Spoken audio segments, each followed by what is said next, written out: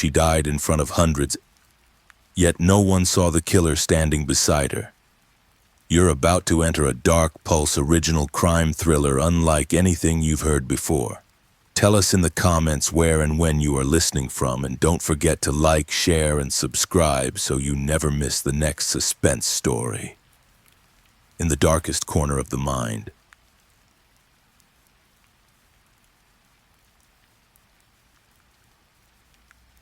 The shock that wakes the city rain came in with the hour before dawn, thin and patient, the kind that softens edges and makes the city listen to itself. On the edge of Ashdown Park, in a brick house with a slate roof and a judge's tidy garden, a lamp burned behind thick curtains. By the time the first patrol car slid to the curb, the rain had polished the stone steps to a dark sheen and the neighborhood was holding its breath. Inside, the study smelled of paper and lemon oil, and a winter's worth of careful air. Judge Helena Pike lay in the leather chair she favored for reading petitions. Her eyes were closed as if the sentence she had been considering had finally reached its end. Her desk displayed 4 objects like a ritual arranged by hands that believed in rituals. An antique brass clock with both hands stopped at 3:17. A heavy pencil, a sheet of vellum, and a paperweight in the shape of an unblinking eye. On the vellum, written in her steady courtroom script, was a single line, "In the darkest corner of the mind." The room was a locksmith's boast. The door bolt was thrown from the inside, the windows were latched and barred with the old iron that had survived 3 mayors and 2 renovations. The rug was undisturbed, the fireplace cold, the chessboard on the side table still mid-game from a week before. An endgame puzzle half solved. No broken glass, no smell of gas, no overturned chair or bruise declaring a struggle. If anything had happened here, it believed in quiet. The first officers moved softly as if noise might erase something delicate. They opened the clock, found no snapped spring, noted the time in the log. They called forensics, who arrived at the same patient pace as the rain.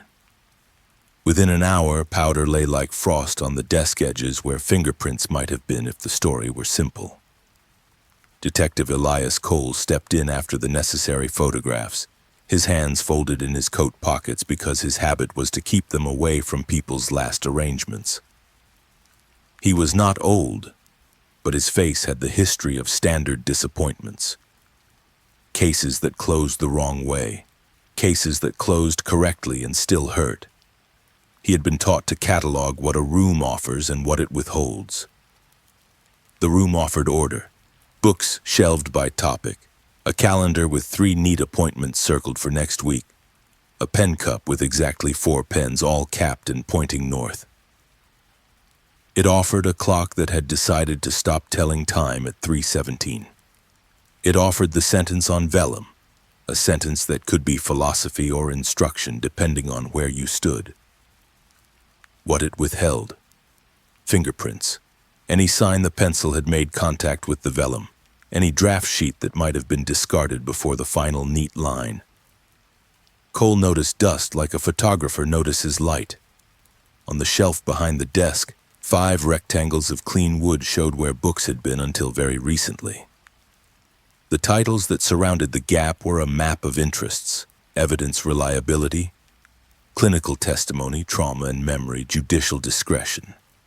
He could not know which 5 were gone. Someone would inventory later. But the negative space suggested that the missing mattered.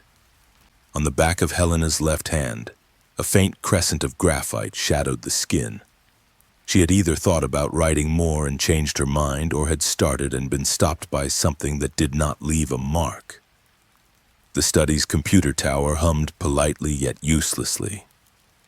An officer from cybercrimes called early because the city has learned the cost of being late, checked the boot logs and frowned in a way that meant he would frown again later in a conference room.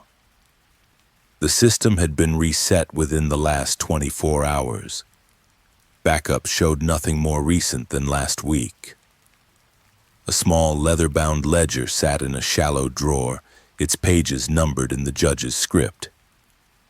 Between two entries, a page was missing, torn along the binding seam with the kind of care that prefers invisibility to speed. Neighbors gathered under umbrellas not because they loved gossip, but because you cannot not look when official blue light spills across your street. Ruth Alder, who lived 3 doors down and had a memory that trapped dates like a careful spider, told an officer she had been awake at 2:58 a.m. when a figure in a dark coat came to the judge's porch. She could not say who it was, or would not, but she remembered the coat as if it had a texture you could read by touch. Farid Mahmoud, the property manager who fixed things so perfectly you forgot they had ever been broken, arrived with a key ring that sounded like a small wind chime and asked about the basement lock. He had replaced it last month and hated that it still made a stubborn click. By the time the rain thinned into a fine thread, the house's entrances were taped and the study had the cold order of a museum room. Dr. Priya Menon, who treated numbers like witnesses and witnesses like numbers, examined Helena with slow respect. On the inside of the judge's forearm, near veins that had once delivered IV fluids after a surgery long past, Menon found micro-abrasions in a pattern that did not belong to ordinary living. She wrote down the measurements without offering a story to go with them. Later, she would test for both the obvious and the unspoken.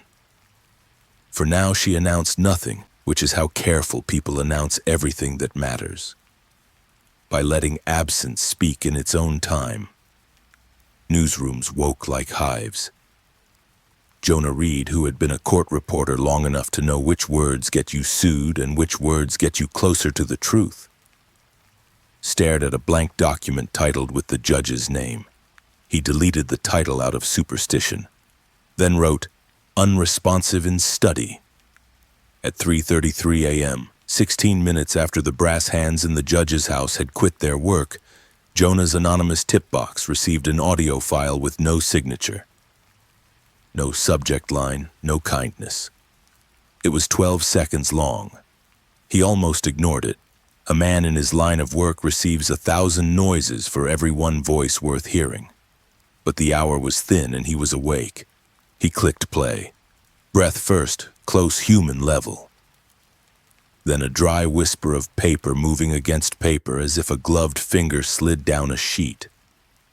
Under it a hum, not electrical exactly, but a standing tone the way a room can sing when a fan and a vent agree. And then words delivered in a voice that belonged to neither panic nor triumph. "Memories lock better than doors."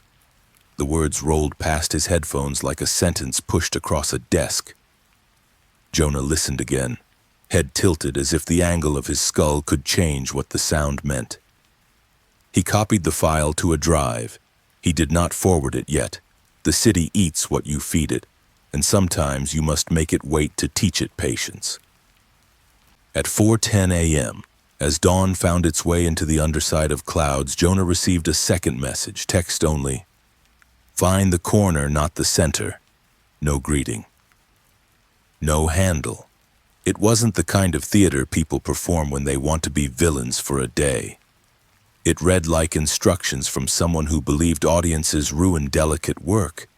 He wrote the sentence down because handwriting makes thinking honest. He did not yet know the judge had written almost the same words, in a different order, on a sheet of vellum across the city. Cole worked a circle through the study, a slow orbit around the chair, the desk, the shelves, the retina of the room. He lowered himself to eye level with the desktop and looked sideways at the vellum. No indentations showed in the light. He lifted the pencil gently and found its tip unmarked as if it had pressed on air.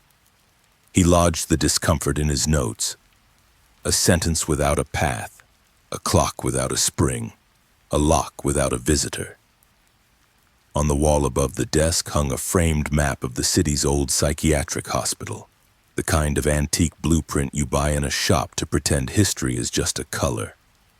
He read the legend without reading it, storing the shape of its annexes in the part of his mind where shapes live until they are needed. He did not know yet that this idle glance was the first step in subtracting a lie. When the judge's children arrived, the house's temperature changed. Adam Pike walked as if the floor were hot, as if movement were proof that he was trying. He asked questions with ends already frayed. Will you need? Should I call? Did she? Officers instructed him with small kindnesses to sit. He did not. Lila Pike came in with the quiet of a person who has learned the cost of raising her voice. She carried a sealed envelope, thumb pressed to seam, knuckles pale.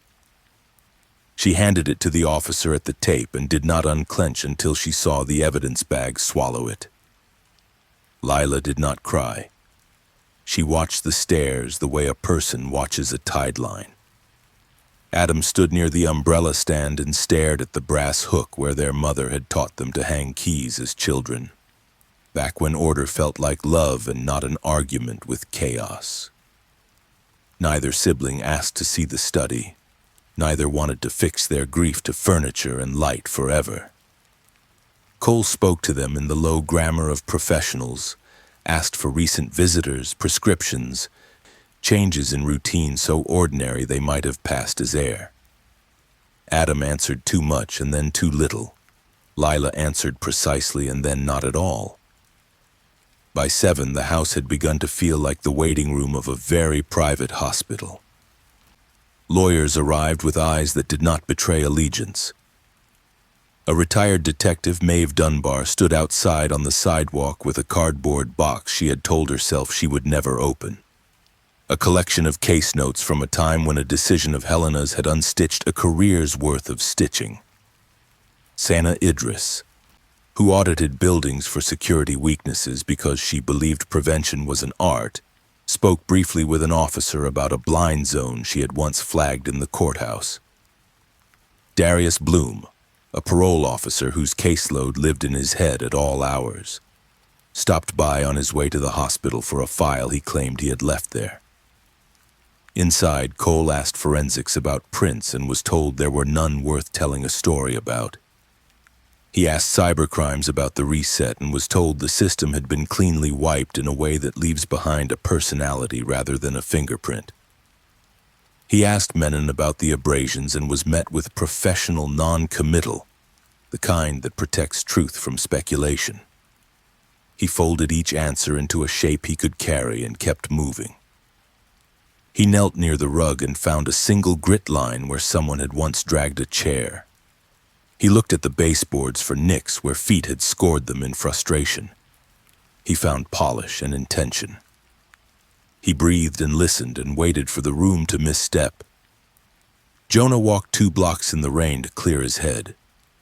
He thought about the sentence on the text, "Find the corner, but not the center," and the way it contradicted every instinct a reporter is taught. Center is where you stand when you interview, where you aim your questions, where you point a camera you do not control. Corner is where the broom lives, where the light fails, where people put boxes with old receipts. Corner is where a person stands when they want to watch without being watched. He returned to his desk, wrote the sentence at the top of a page and underlined the word corner twice. Then he opened the 12-second file again and listened for the shape of a room he had never entered. The hum under the breath was not the cheap rattle of a desk fan. It had a slow swing to it, a pulse that suggested a ceiling fan with a slightly off balance and a ventilation system that had been tuned once upon a time by someone who loved symmetry. Jonah thought of old buildings left partly alive after their purpose dies, the way institutions mothball wings but keep a few lights on for security and memory and stubbornness. He wrote down 4 words, vents, tile, fan, high ceiling, and felt foolish and kept them anyway. He did not call anyone. He did not go on the air. He made a small circle on the page next to the time, 3:33. News of Helena's death did the thing news always does.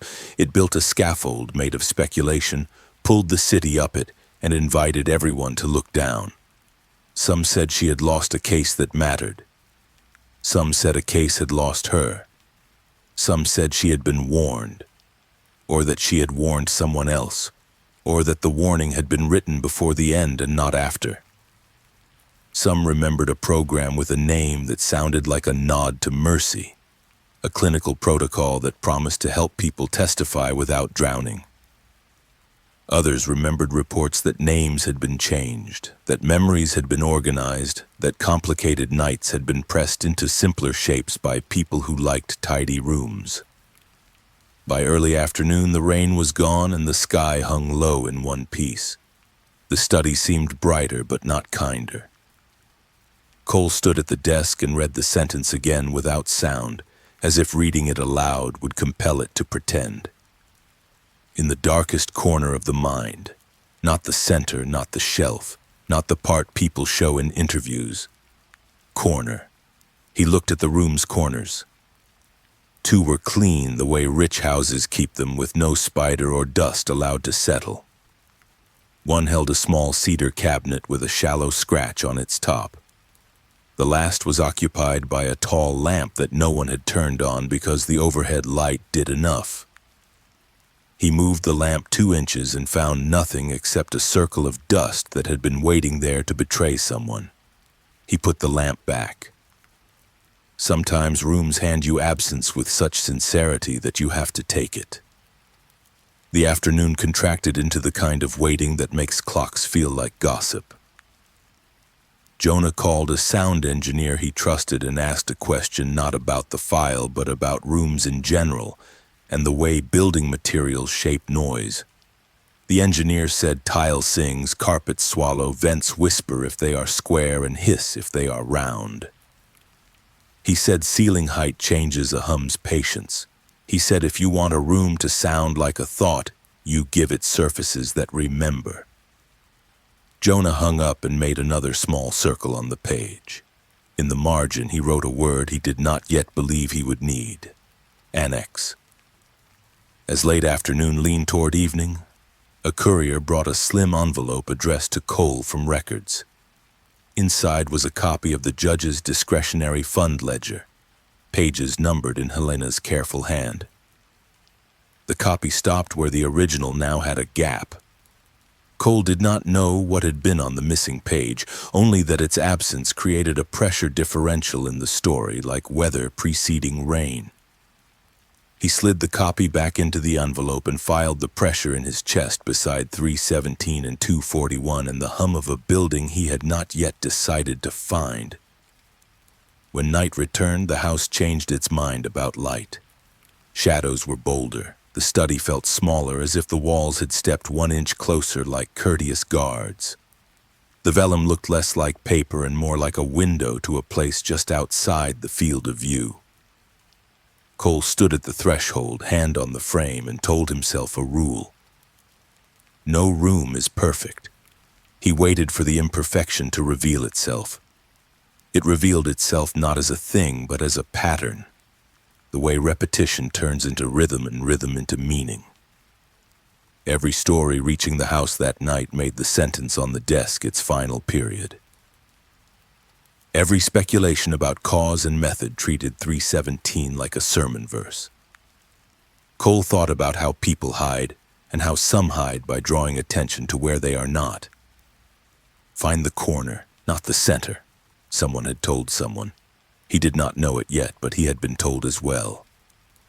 Just before 10, Father Gabriel Shaw arrived at the tape with the apologetic smile he wore when he suspected entry would be a kindness and an inconvenience. He had come because hospitals and houses have similar air when they are full of people who are not ready to be where they are.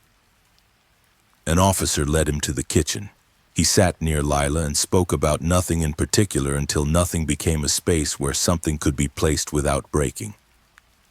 He asked if Helena had ever mentioned the old hospital chapel by the river, and Lila blinked as if woken from a deeper room. She said no. She said why? People go there when they want to practice being heard, the priest said. It's quiet without being empty. He did not say that months ago a patient he could not name had whispered the exact phrase now written on vellum, and that the whisper had come after a consultation in a room with a fan that wobbled slightly as if to an internal song. He did not say the word corner. He did not say memory.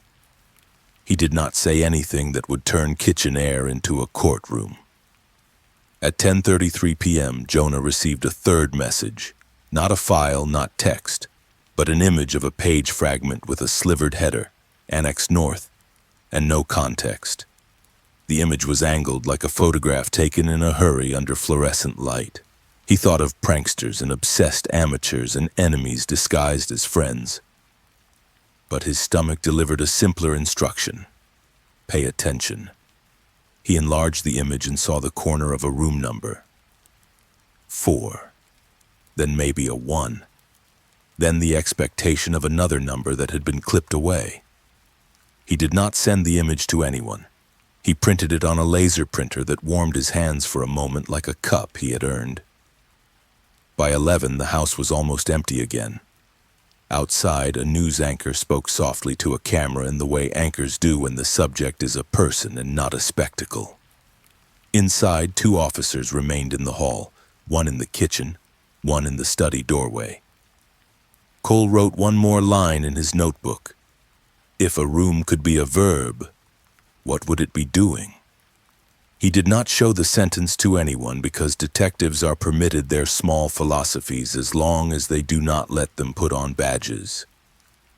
Midnight divided the city with a clean blade. In an apartment near the river, a man who had once testified about a night he could recount in court but not in private sat on the edge of his bed and stared at his hands as if they were dictating something. In an office on the 20th floor, the CEO received an email about a cooling failure at a satellite server closet and replied with 2 words, "On it." That meant nothing on their face and everything to the people who would move cables all night to make a graph obey. In a house with a garden that had been judged for neatness by gossiping neighbors every spring, a page of vellum waited in lamplight. Just after midnight, Jonah walked past the courthouse, not because he thought answers lived there, but because he trusted buildings to confess on their own schedules. He stood under a vent that exhaled the kind of breath old buildings use when they argue with the temperature. He recorded 10 seconds of the vent's voice on his phone and then felt foolish and deleted it. He imagined a room whose song matched the hum under his 12-second file. He imagined walking into such a room and feeling his own thoughts file themselves into drawers labeled with phrases he did not choose.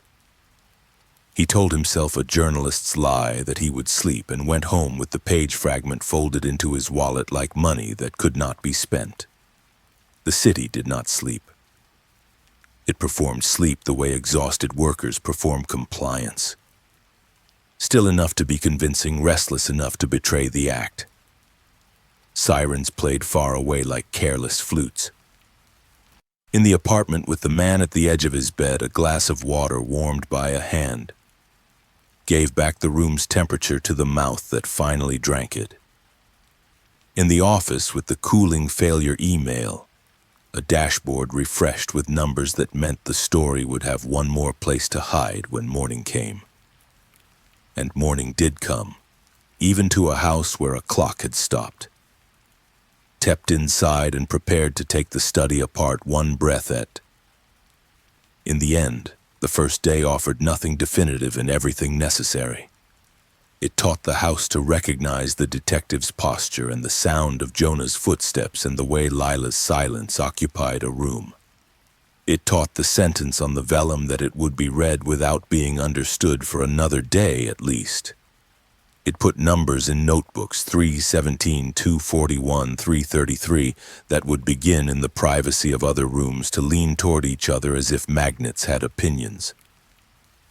It announced gently, almost politely, that if there was a center to this story, it did not intend to help anyone find it yet.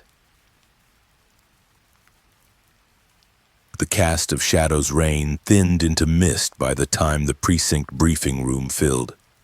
The long table smelled faintly of old coffee and fresh toner, Papers spread like an unsolved equation. Detective Elias Cole stood at the head, staring at the frozen clock photograph pinned on the board. 3:17 a.m. Under it, a printout of the judge's last written words, "In the darkest corner of the mind." One by one, faces gathered, each carrying their own weight of secrets. Detective Elias Cole broke the silence first. Cole. Everyone here has a piece of this puzzle, whether you know it or not. No lies tonight. The judge is dead, and that sentence, he tapped the photo, isn't philosophy. It's a message, a younger officer muttered, or just poetry. Cole's jaw set. Cole. Poetry doesn't wipe a server clean and tear out ledger pages.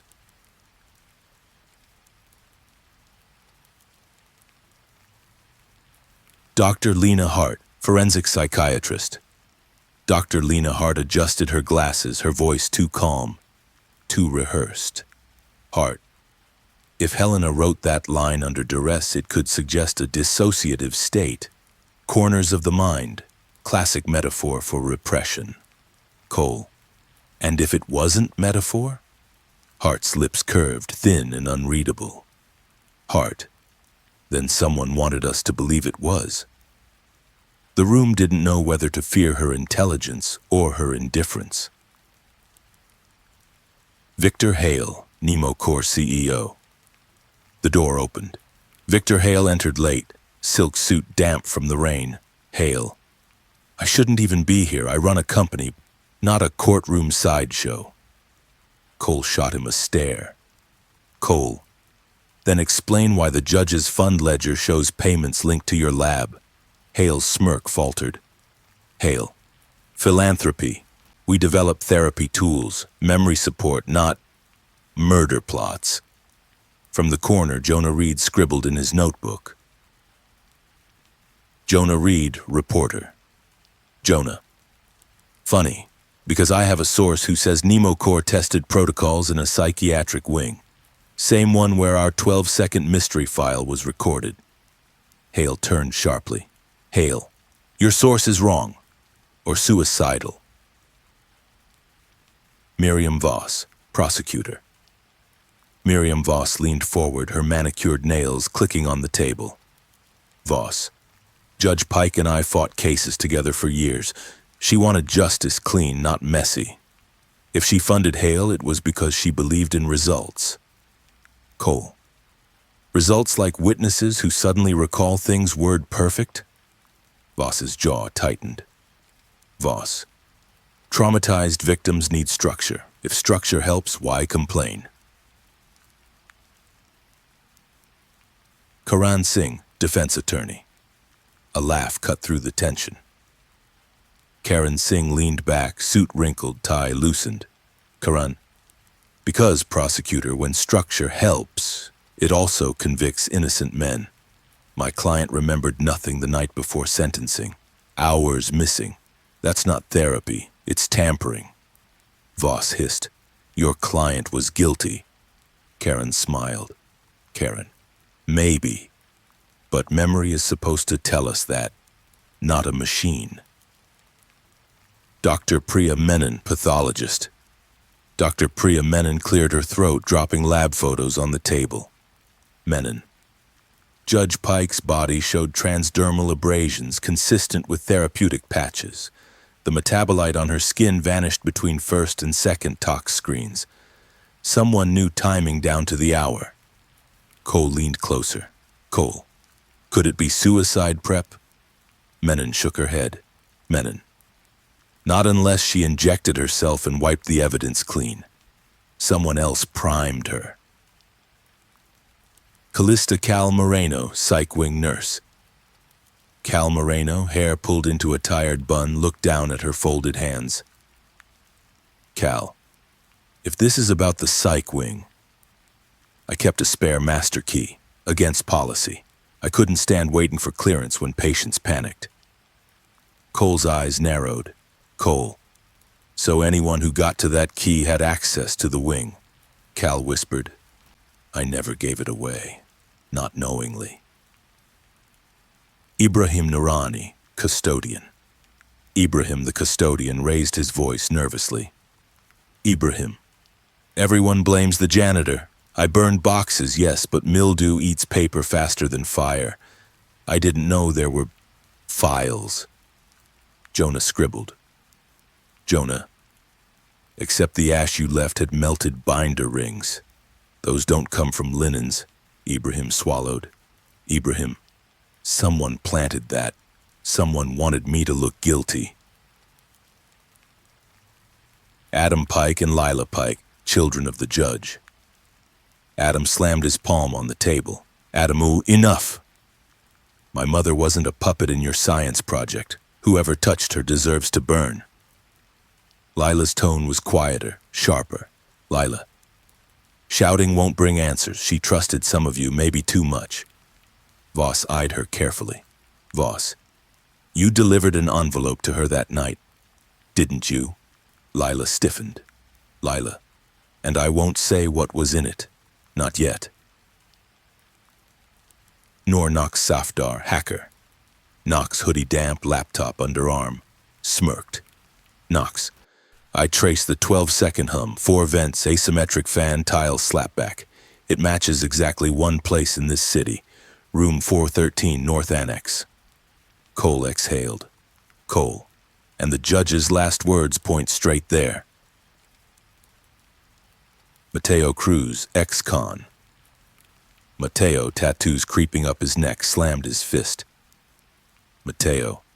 That room ain't therapy. They put me there once. Told me it'd calm me down. I lost 6 hours, woke up smiling like a fool, and I don't smile. Karen leaned forward. Karen, see? Proof. Voss shook her head. Voss, or proof you were unstable. Mateo growled. Lady, unstable don't steal hours, people do. Ruth Alder, neighbor. Ruth's voice cracked but held firm. Ruth. I saw someone on Helena's porch at 2:58, a woman in a dark coat. Don't ask me who. The judge owed me. That's all you need to know. Cole's stare pinned her. Cole. You'll tell us, maybe not tonight. But soon. Fareed Mahmood, property manager. Fareed shifted uncomfortably. Fareed. I changed the basement lock at Helena's request. Cash payment, no receipt. I didn't question it. Maybe I should have. Cole. And who authorized the work order? Fareed. No one official? Sana Idris, security consultant. Sana tapped her pen against her notebook. Sana. 6 months ago, I flagged a blind surveillance zone in the courthouse. A perfect acoustic pocket. Never fixed. Guess who had access? Voss's office. Hart's team. And the judge. Voss scowled. Voss, security flaws don't make killers. Sana, they make opportunities. Maeve Dunbar, retired detective. Maeve's voice rasped from age and bitterness.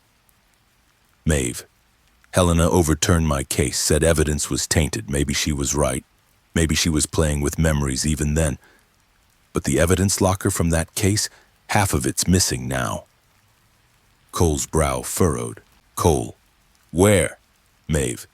North Annex storage. Room 413's basement.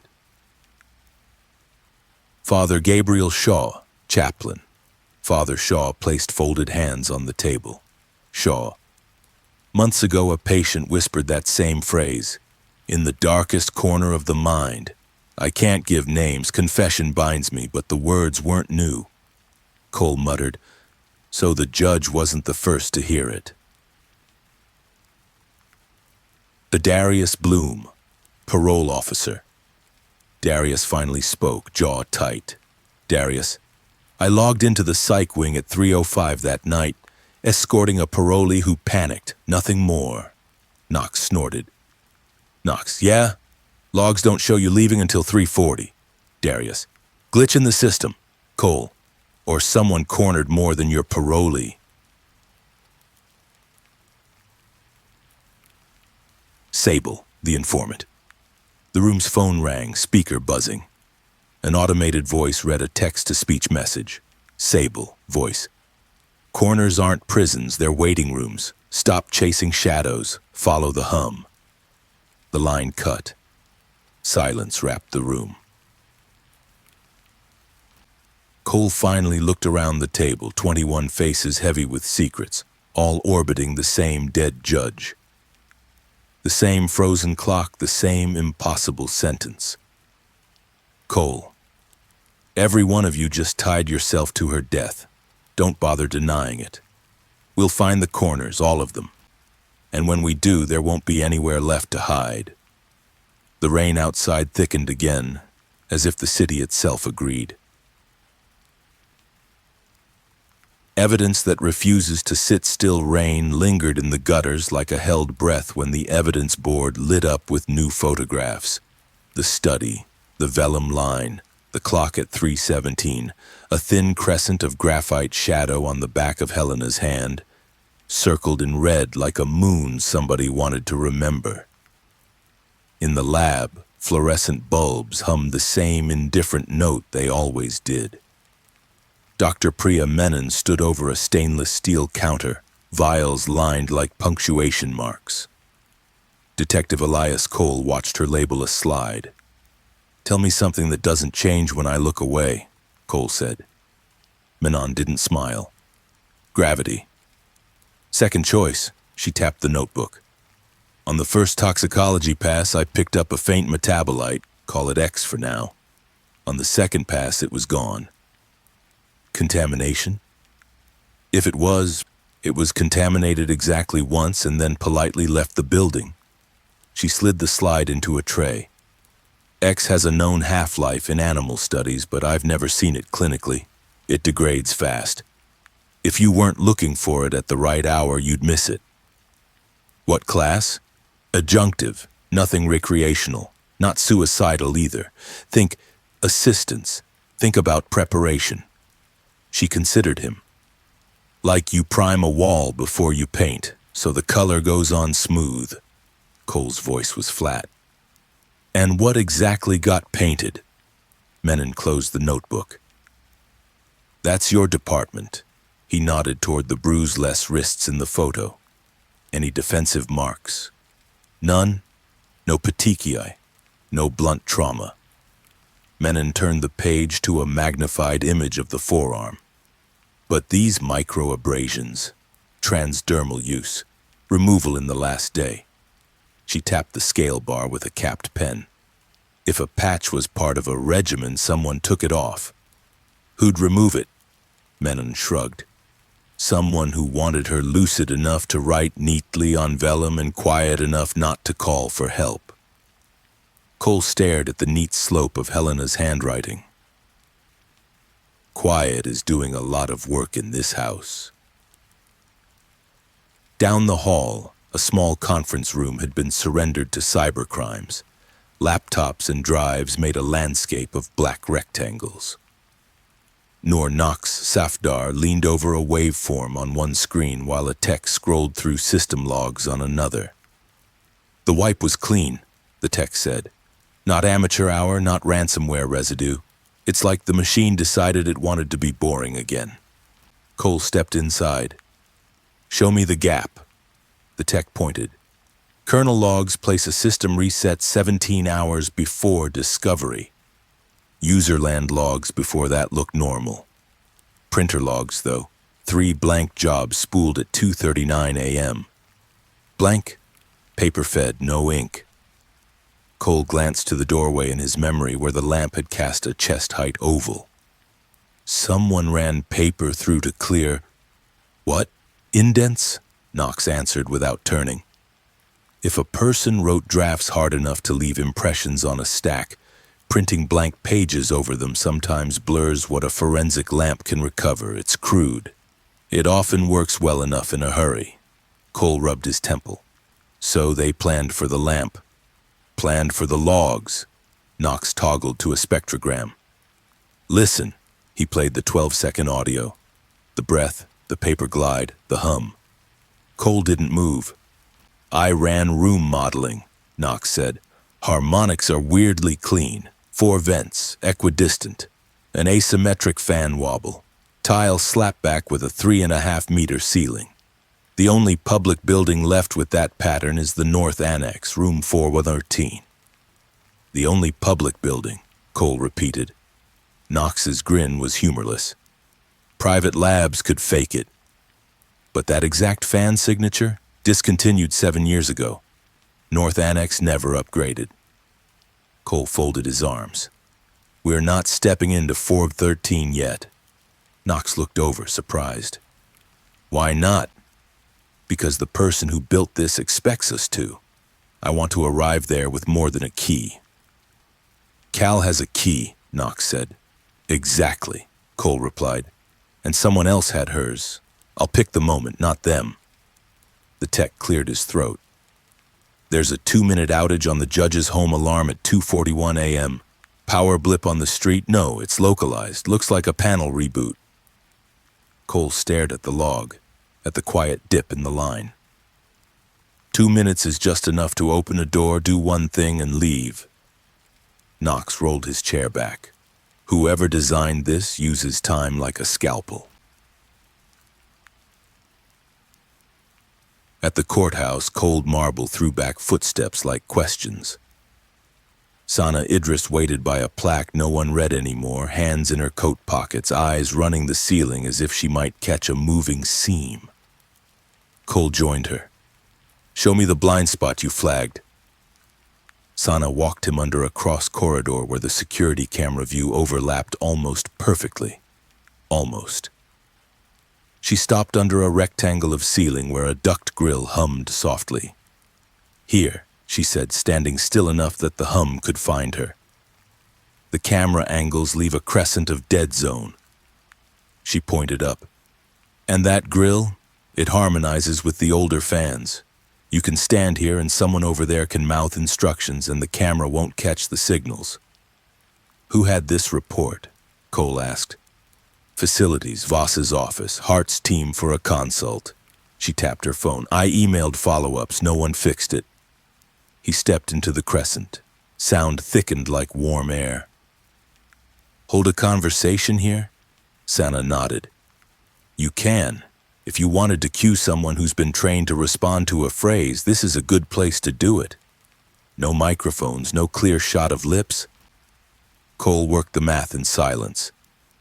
If the judge stood here, someone could hand her a phrase she'd been primed to obey years earlier, and no one would have a recording.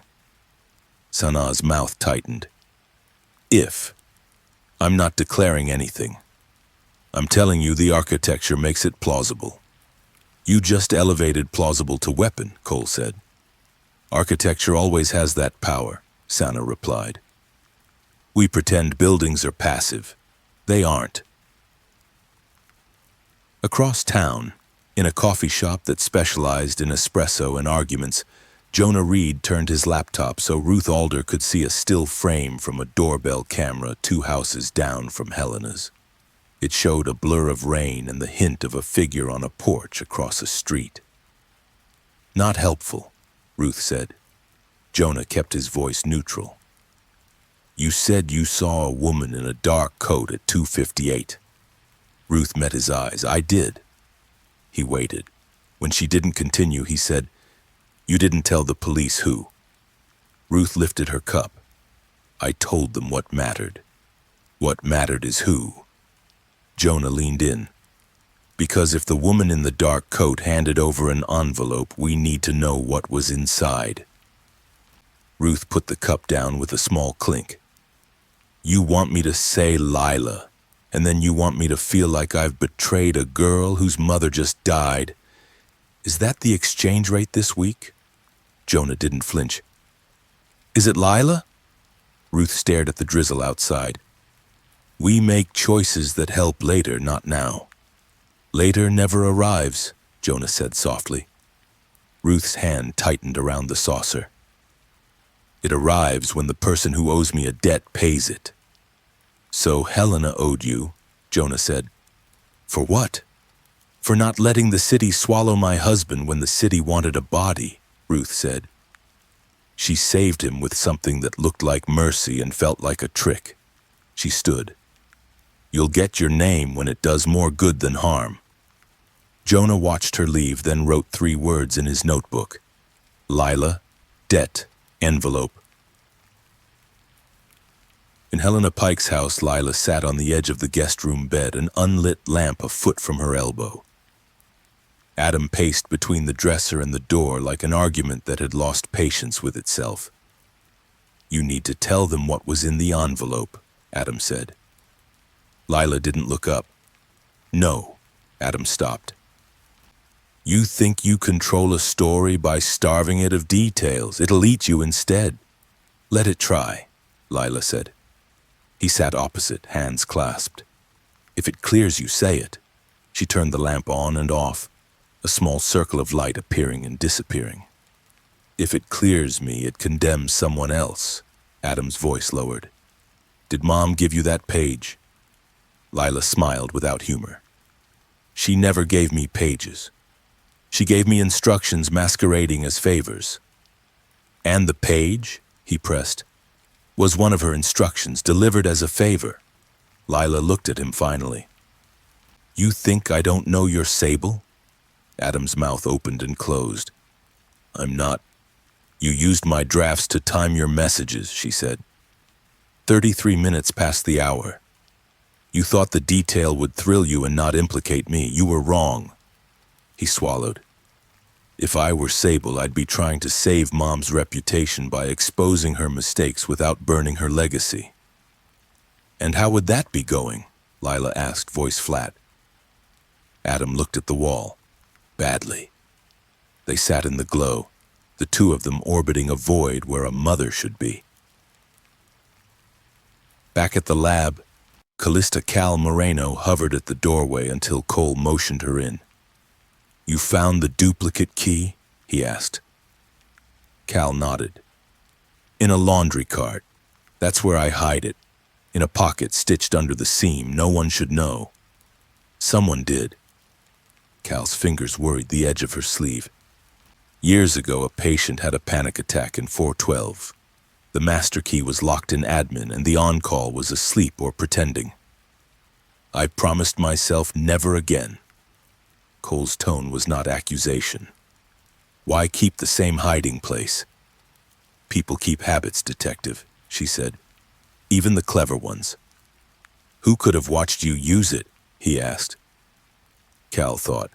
Hart, Voss, a few orderlies, Darius once during a parolee visit. A maintenance guy, Farid, I think, when the lock stuck. Cole's pen paused. Farid. At the annex? Cal nodded. He replaced the lock in the basement access. It jammed constantly. Cole closed his notebook. Thank you. Cal lingered. That room? 413. It's not cursed or anything. But when you stand in it too long, your thoughts file themselves. It's soothing and wrong at the same time. Has anyone told you the phrase, in the darkest corner of the mind? Cole asked. Cal shut her eyes like a reflex. Patients whisper things after sessions. I hear the leftovers. I don't collect them. Collect one for me now, he said gently. She opened her eyes. A man once said, on count to 4, face the wall, over and over like it would keep him from drowning. Cole wrote it down. Thank you. Maeve Dunbar brought Cole a cardboard shoebox as if she were returning stolen goods to a store she resented. Thought I'd never open this, she said. Congratulations. Cole took the box. Inside, cassette tapes, a manila folder with an evidence tag yellowed by time, a Polaroid of a locker number. He held up a cassette. The label read, Teen Prep Annex. I lost a case because the judge said evidence was compromised, Maeve said. Maybe she was right. Maybe I was sloppy. Or maybe somebody was filing people's memories like tax receipts. Why keep this? Cole asked. So I could know I wasn't crazy, she said. Or so I could prove that I was. He sighed. We don't have a cassette deck. Maeve snorted, reached into her bag and dropped an old dictaphone on the table. Now you do. In a dim office, Miriam Voss paged through transcripts until her thumb went numb. Her junior, a sharp woman named Elise, hovered with a legal pad. "Do we have exposure?" Elise asked. "Define exposure," Voss said without looking up. "If Hart's prep sessions touched our witnesses, defense will argue contamination." Voss shut the folder. "Our victims had panic storms. Hart's methods might have calmed them enough to testify. Or edited them," Elise said. Voss's eyes were flint. "You want chaos on the stand? You want rapists walking because memory refuses to behave?" Elise met her stare. "I want the truth to be the thing that convicts people." Voss exhaled through her nose like someone cooling metal. "Truth is an animal. It has to be trained to live in court." Elise nodded slowly. "And who holds the leash?" Voss didn't answer. She reached for another file as if paperwork could be armor. Karan Singh met Mateo Cruz in a visitation room that smelled like bleach and resignation. "They'll say you're making it up," Karan said. Mateo's eyes flicked to the camera lens in the corner. "I know." Karan leaned forward. "Tell me exactly what you remember." "I remember a hallway that smelled like old rain," Mateo said. "A nurse saying it'd help. A room where the air had a weight to it. I remember a metronome. Then, quiet in my head. Like someone shut the door on a party." "And after?" Karan asked. "I signed papers," Mateo said. "I smiled at people. I slept through a fight somebody else should have had." Karan's voice softened. "You willing to say that under oath?" Mateo barked a humorless laugh. "I ain't afraid of oaths. I'm afraid of rooms." In a small chapel by the hospital, Father Gabriel Shaw lit a votive and sat without the theater of prayer, hands open, head bowed. A figure slid into the pew behind him. Darius Bloom. "You shouldn't be here," Darius said. Shaw didn't turn. "Then you shouldn't have called me here." Darius swallowed. "I took a parolee to the annex at 3:05. He was shaking like a fever. I knew Hart's people could settle him. I didn't know—" "What didn't you know?" Shaw asked. "That they would settle me too," Darius whispered. "I stood in the hall listening and my heart slowed, and then it was 3:40 and I don't know what happened between." Shaw closed his eyes. "Confession binds me, but conscience wakes me." "You can't tell anyone," Darius said. "I can't," Shaw agreed. "But neither can I unknow it." Back in cybercrimes, Knox fed the 12-second clip into a correlation engine and watched a line of statistical confidence crawl across the screen. "Why the recorder?" Cole asked. Knox didn't look away. "Anchors. If a person's been trained to file memories when they hear a certain acoustic pattern, a tiny recorder looping that pattern is like keeping a key under the mat." "And the judge's house?" Cole said. "Her study hummed like a library, not a lab." Knox clicked to another window. "Unless someone slipped a portable in her vent, the signature would be dampened, but the brain wouldn't need full volume. Just a reminder." Cole pictured the study's vent, the thin slats above the bookshelf. "Maintenance logs?" Knox grinned without joy. "I'll ask Fareed." Fareed Mahmood stood in a narrow basement corridor under the annex, clipboard under one arm, flashlight beam making dust look like weather. He spoke into his phone on speaker as he walked. "I sign work orders," Fareed said. "I don't ask theology." "You replaced a basement lock," Cole said through the speaker. "Who asked?" "A woman from the clinic," Fareed said. "Not Hart, one of her assistants. Said the latch was catching. Signed it North Annex Maintenance Fund." "Who funds that?" Cole asked. Fareed hesitated. "Chaplain's account, small donations. I don't do the books." Cole's pen hovered. A chaplain's account funded a lock for a psych wing room used by a clinical team? Welcome to budgets, Farid said dryly. Knox cut in. Farid, humor me. The fan in 413. Model? Old, Farid said. They all shake like they smoke. Why? Because you're about to make me very happy, Knox murmured. Farid snorted. That'll be a first. He halted at a service panel, jimmied it open, and frowned. Huh? What? Cole asked. There's a tiny recorder tucked behind the outlet plate, Farid said. That's not standard. Cole closed his eyes. Don't touch it. Too late, Farid said. It fell into my hand. It's warm. Knox's voice was sharp. Don't play it. Farid laughed nervously. I'm not an idiot. Cole's tone went low. Bag it. Bring it to the lab. And Farid, no stops. The line clicked. Cole stared at the wall like it had said something obscene. They built a pocket of past and kept it alive. Knox rubbed his jaw. People don't like chaos. They'll build any machine that promises to sort it. In the evidence room, Cole and Menon huddled over the cassette Maeve had provided. The dictaphone whirred to life with a sound that made nostalgia feel like an artifact. A boy's voice trembled. I don't want to talk about that part. A woman's voice, calm, measured, Lena Hart's cadence, if not her name. You don't have to feel it to describe it. Count to 4. Silence. The faintest tick of a metronome. The room's hum. The boy inhaled. 1, 2, 3, 4. Good, the woman said. Now put it in the corner. It will wait there for you. Another breath. A soft exhale that sounded like relief and surrender arguing. Cole's hand closed on the edge of the table. Menon didn't look at him. Put what in the corner? The boy asked. The part that shakes your hands, the woman said gently.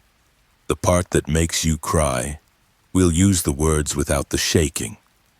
Is that allowed? The boy asked. It's humane, the woman answered. The metronome kept time like a small god. The tape clicked. The rest was blank. Menon pressed stop. If the ethics board saw that, they'd have a coronary. Cole's voice scraped. If a jury saw that, they'd acquit whoever I put in front of them just to punish the system. Menon placed both palms on the counter. This still isn't proof of homicide. No, Cole said, it's proof of a tool.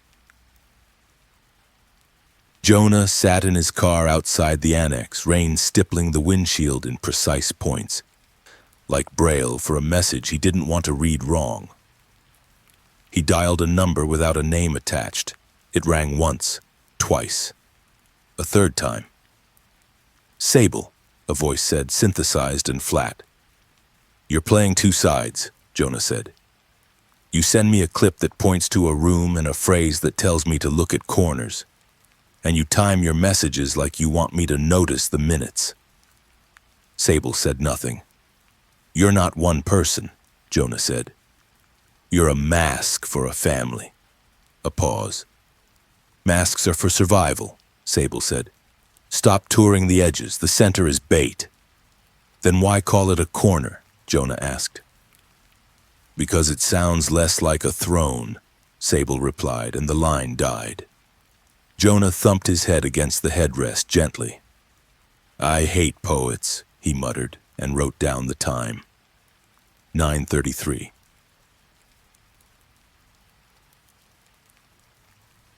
In a city office lit by the blue of monitors, Victor Hale read a status email about a cooling failure at a satellite server closet. He typed 2 words, on it, and then opened a buried folder of legacy files. The folder was empty. He called out, Jen? His assistant appeared in the doorway. Yes? Who signed off on purging the alpha training audio last quarter? He asked. She blinked. We didn't purge it. Legal said hold. He smiled, all canines. Of course. Thanks. When she left, the smile collapsed. He whispered to the empty room, "Lena." At the hospital, Dr. Lena Hart stood at a window and watched rain pretend to wash a courtyard clean. She held a phone she hadn't used in a year and wanted to throw it through the glass. Instead, she put it in a drawer and closed the drawer gently. Her assistant knocked. "We have a prep in 20 minutes. Hart nodded. "We don't do preps anymore." The assistant hesitated. "They're calling it a consult." "We don't do those either," Hart said, and picked up a file she already knew by heart, pages flipping like a deck someone else stacked. On the inside of her wrist, a faint square of skin marked where a patch never sat. She closed the file. "Cancel."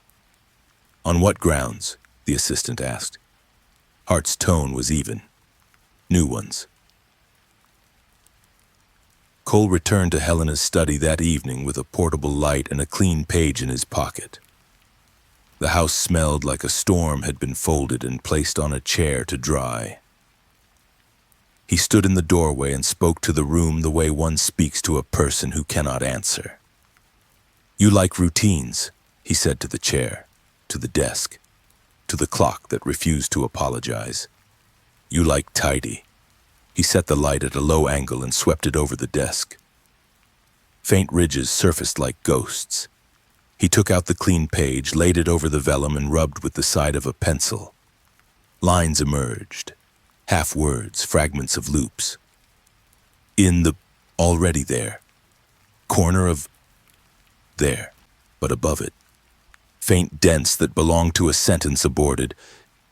"If you are reading," and then a wobble where the pencil had left the paper. Cole looked at the graphite on his own hand, the mirror of Helena's crescent. He stared at the vent above the bookcase. He dragged the stepladder from the hall closet and climbed 2 steps. He held his palm to the slats.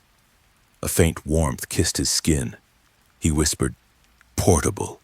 He climbed down and did not touch the screws. Behind him, footsteps. He didn't turn. "Don't come any closer."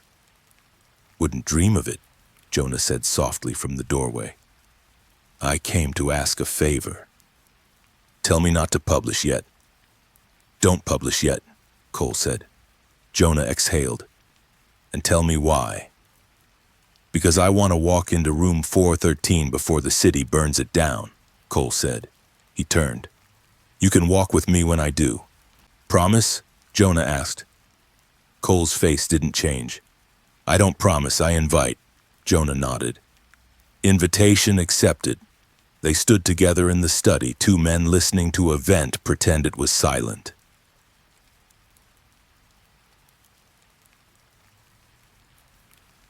At the parish office, Father Shaw spread ledgers across a desk stained with generations of coffee. He traced a line of donations labeled Bereavement Annex Fund. The handwriting was his. The routing number wasn't. He picked up the phone and dialed a number he knew by the weight of guilt it carried. "Lena," he said when she answered, "we need to talk about money you told me helped the broken." "We did help," Hart said. "At what cost?" Shaw asked. She was quiet for a long time. "The cost of order."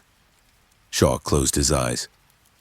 "We bargain with God for order every day. He keeps giving us people instead."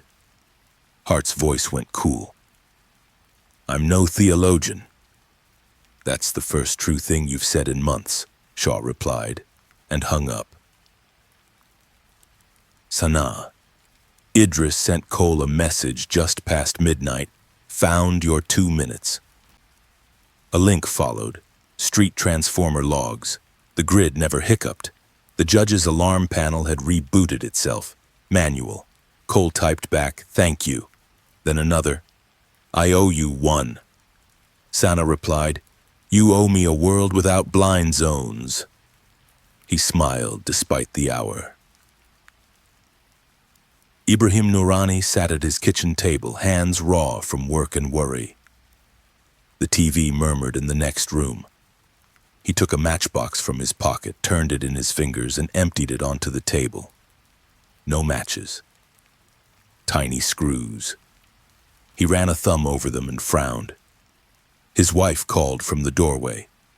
"Tea?" He looked up, startled. "Yes, please." She set the cup down and saw the screws. "From the annex?" He nodded. "From a plate behind which they hid a little machine. I fix so many things for them, I never fixed the right ones." She touched his shoulder. "You're fixing it now." He wished he believed her. Back in the lab, Menon loaded another slide, exhaustion steadying her hands. She spoke without looking at Cole, who had reappeared like a man who didn't trust the night to stay still. "You're going to get your room," she said. "You're going to get your recorder. You're going to get your ledger page. What then?" "Then I get the person who can arrange a suicide without touching a body," Cole said. Menon flicked the microscope light. "You think this was a suicide?" "I think someone traded on her habits," he said. "They knew how she writes. They knew how she sits when she's thinking. They knew she trusts silence." Menon nodded. "And they knew your profession would read neatness as intent." "I hate being predictable," Cole said. "Everyone hates it," Menon replied. "Everyone is." She slid him a photocopy of the abrasion measurements. "Frame this for your board. People believe rulers." He took it. "Menon, would you be able to tell if a patch had been on long enough to prime a particular response?" She answered carefully. "Not which response, but yes. The skin keeps a tally." Cole half smiled. "Skin's a better witness than most people." "It doesn't like to lie," Menon said. "It still can." Near dawn, the city held its breath again. In a narrow hallway at the annex, Cal locked the master key in the drawer where it belonged, then slid her hand under the seam of the laundry cart and pressed the pocket flat. Empty. She whispered, "Good," and turned out the light. Behind her, a low hum continued whether people were present or not. Buildings keep their own hours, they keep their own memories. By sunrise, the evidence board looked less like a collage and more like a map. Pins labeled 241, 258, 305, 317, 333. Lines to room 413, to recorder and vent, to patch removal, to blank prints 239. Under the vellum photo, a rubbing of the half sentence, "If you are reading." Cole stood with a paper cup of terrible coffee and read the rubbing over and over. Jonah arrived with something almost as useful as proof. Doubt. "I keep thinking," Jonah said, "that whoever did this bet on us being greedy for the center." Cole didn't look away from the board. "So we follow the edges." Jonah nodded toward the rubbing. Someone stopped her mid-sentence. Or someone started her and then gave her permission to stop, Cole said. "Who benefits from a neat narrative?" Jonah asked. "Everyone who's tired," Cole said. Jonah grunted. "That's the whole city." Cole turned finally. "We don't get to be tired." Jonah tipped an imaginary hat. "News doesn't sleep either. It just naps with one eye open." They stared at the board like sailors reading a sky. The lines didn't answer. They leaned toward each other, though, as if the magnets behind them had started to wake. In a locked room no one had a reason to remember, a portable recorder blinked a patient red LED. It had done its job for years in long quiets and short spurts. It had made rooms feel familiar to people who were trained to find familiarity calming. It had made behavior predictable.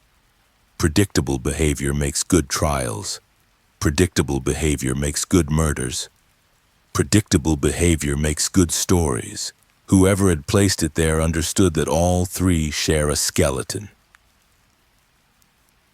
Before noon, Cole made 2 calls. the first of facilities to schedule an inspection of the annex HVAC that would get him through 413's door with less theater and more utility. The second to a judge who still owed him a favor that did not stain either of their palms. "Elias," the judge said, "you only call me when the city's bones are showing." "They're showing," Cole said. "I can give you a warrant," she said. "I can't give you absolution." "I'm not asking for that," he replied. "Good," she said. "You won't get it." He hung up and felt almost clean. Near the river, Hart sat alone with the fragment of a ledger page Ruth hadn't given anyone yet. She didn't have it in her hands. She had it in her mind, which was the only vault worth breaking. She whispered. Not a prayer, not a confession, just a sentence that had comforted patients and protected defendants and fooled a city. "Put it in the corner," she said. "I'll bring it back when it's safe." The problem with corners is that they collect dust and decisions in equal measure. Sooner or later, someone opens the window. By evening, the city had learned a new word it didn't know how to use, annex, and an old habit it didn't know how to break, believing that neat stories are kind. The evidence refused to sit still, not because it was animated by malice, but because it had been trained to behave like water. Take the shape of any container you pour it into. Cole ran his thumb over the graphite smear on a photograph of Helena's hand until the print smudged his skin. "Tomorrow," he said to no one, to the board, to the recorder that now sat in an evidence bag like a heart in a jar, to the fan in 413 that didn't know it was about to meet its historian, "We stop letting the room talk. We make the people do it." The clock on the wall read 7:03. It kept going. The one in the photograph did not. The difference between the two felt like the whole case. And the city, always hungry, waited for its next course. The hum kept humming. The phrase kept meaning more than it said.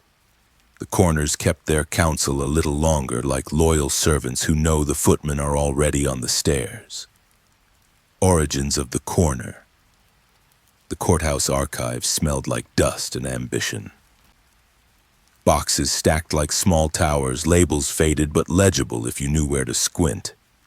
Detective Elias Cole leaned over the table as Miriam Voss dropped a folder thick with stapled memos. "You want origins?" Voss said, adjusting her coat. "They're buried in committee minutes and philanthropic handshakes. Nothing criminal. On paper." Cole flipped through. KSK, Context Adaptive Suggestion Conditioning. Reads like a research grant, not a weapon. Voss crossed her arms. "That's how it started." Dr. Lena Hart entered quietly, her heels making almost no sound on the tile. She carried a folder, too. Thinner, curated. She set it down and spoke evenly. "Hart, Judge Pike believed victims deserved to speak without reliving their worst nights. Cask was mercy. Cole, mercy doesn't usually wipe servers." Hart's eyes glinted. "Mercy doesn't usually survive courts either. Helena knew that. She funded what others wouldn't."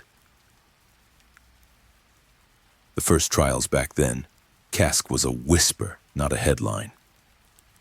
A pilot program tucked under the hospital's psychiatric wing filed as adjunctive witness support. Early sessions looked like therapy. Calm rooms, soft lighting, metronomes ticking like reassuring hearts. Patients were asked to recall trauma while mild compounds dulled panic and steady voices guided them. One transcript read, "Patient. I can't. The screaming comes back. I can't breathe. Therapist. Count to 4. Face the wall in your mind. Patient. 1, 2, 3, 4. Therapist. Better? Patient. It feels quieter." The witness later testified smoothly, voice even without collapse. The jury believed her. The rapist was convicted. In the courthouse lobby, Helena Pike told the press, Truth deserves a stage where fear cannot heckle it. But behind closed doors, doubts grew. Conflict between defense and prosecution. In the present, Karen Singh tossed a manila file across the table at Vaskaran. One of my clients, armed robbery, underwent cask prep. He came into court docile, agreeable, confessed to details the evidence didn't prove. Weeks later, he told me he remembered nothing from that night, not even being arrested. Voss shot back, and he was guilty. Don't pretend losing some memory makes him innocent. Karen leaned forward. Justice isn't about tidy testimonies, it's about truth. Cask didn't just mute trauma, it rearranged nights. If you can make a victim brave, you can make a suspect pliant. Hart interjected smoothly. That was never the intent. Cole fixed her with a stare, but it was the result. Victor Hale's entrance. Victor Hale strode into the archive room with a folder marked Nemo Core. Hale. Let's not romanticize. Cask needed hardware, real-time dashboards, and compliance monitoring. My company provided tools, not manipulation. Cole. Dashboards that predicted when memories could be filed in corners. Hale's jaw tightened. We called it context threshold monitoring. It flagged moments when recall was unstable. Doctors decided what to do with that. We didn't press the button. Jonah Reed scribbled furiously. But you knew someone was pressing it. Hale glared. I run a tech firm. Do you want me to audit every thought a clinician has? Karen smirked. When your tech lets people erase hours of a man's life, yes. So the overflow problem. Cole pulled another document from Voss's folder. A junior analyst's warning, red-inked. Cornering overflow observed. Adjacent memories unintentionally suppressed. Test subject lost entire evening rather than single event. Cole read aloud. So you file away a gunshot panic, and along with it you misplace 6 hours of unrelated life. Menon, standing at the back, muttered, like pulling one thread and watching half the sweater vanish. Hart's voice sharpened. Those were outliers, protocol adjusted. Voss shook her head. Adjusted or ignored? I prepped witnesses who changed more than just tone. They realigned whole stories. Karen slammed his fist. And I defended men who sat in cells smiling when they should have been fighting, because their rage had been filed in a corner and locked there. Hart looked between them, unflinching. You want to burn me for outcomes? Burn Helena, too. She signed the checks. She wanted order in her courtroom. We delivered it.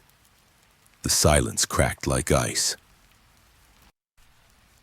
Judge Pike's secret roll Cole spoke low, controlled. Helena's discretionary funds. The missing page. It tied her to the North Annex Maintenance Fund. Ruth Alder's voice came from the doorway. She had followed silent until now. She told me once, mercy is messy. If we can make it neat, maybe fewer people drown. Cole turned. And did she believe it to the end? Ruth's face hardened. If she did, she wouldn't have written that line on vellum. Old testimonies. They gathered in the precinct viewing room where a recovered tape from Maeve Dunbar's shoebox played. A teenager's voice wavered. Teen. It hurts to say it. My chest locks. Hart's voice calm. Count to 4. Put it in the corner. It will wait for you. Teen. 1, 2, 3, 4. Okay. Hart.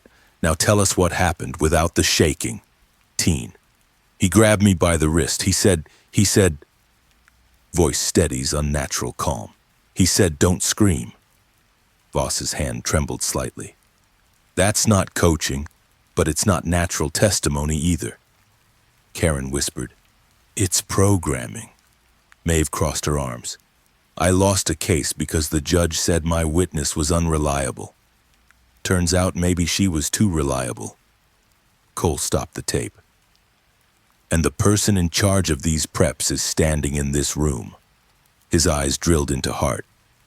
Hart's reply was measured. We saved that boy from collapse. He gave testimony that put a predator away. Menon said, and he lost what? The sound of his own scream? Debate turns heated. Jonah Reed finally snapped. You all talk like philosophers, but the city wants to know. Did Cass kill Judge Pike? Voss hissed. She believed in it. Karen. She tried to expose it. Why else tear pages from her ledger? Hart. Or she panicked at the scope. Mercy turned to fear. Cole raised his voice just enough. What matters is Cass created a tool to bend truth. Who used it on her? No answer. Only the hum of the projector, as if the room itself wanted to speak. Darius Bloom's confession. In a smaller interview room, parole officer Darius Bloom sat across from Cole, fingers drumming nervously. Cole. You visited the annex at 3:05. Why? Bloom. A parolee had a breakdown. I thought Hart's people could calm him. Cole. And? Bloom's voice dropped. I stood in the hall. I heard the hum. And then it was 3:40. I don't remember 35 minutes. Cole. What did you lose?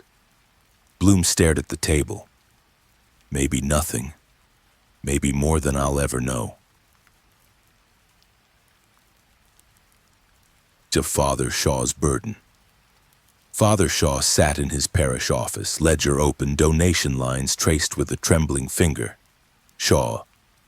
They told me the fund comforted the grieving. I signed checks. I thought we were buying silence for sorrow, not creating it in minds. Cole. Your fund kept room 413 alive. Shaw closed the book. I've heard confessions of people who couldn't remember their own sins. Now I know why. God help me. Victor Hale under fire. Cole confronted Hale again. Cole. Your dashboards predicted corner filing. You built the compass. Hale. And Hart held the map. Don't confuse the two. Karen, compass, map, knife, it doesn't matter. You armed them. Hale. You want guilt? I'll give you cowardice. I saw red flags and chose profit, but don't pin a body on me. Cole stared cold. We'll pin what sticks. Lila Pike speaks. At last, Lila opened her mouth in the quiet study where she and Adam sat. Lila. Mother didn't fund mercy. She funded obedience. She told me once, the courtroom is theater. I just want actors who don't forget their lines. Adam. She regretted it. Lila. Did she? Or did she regret being caught?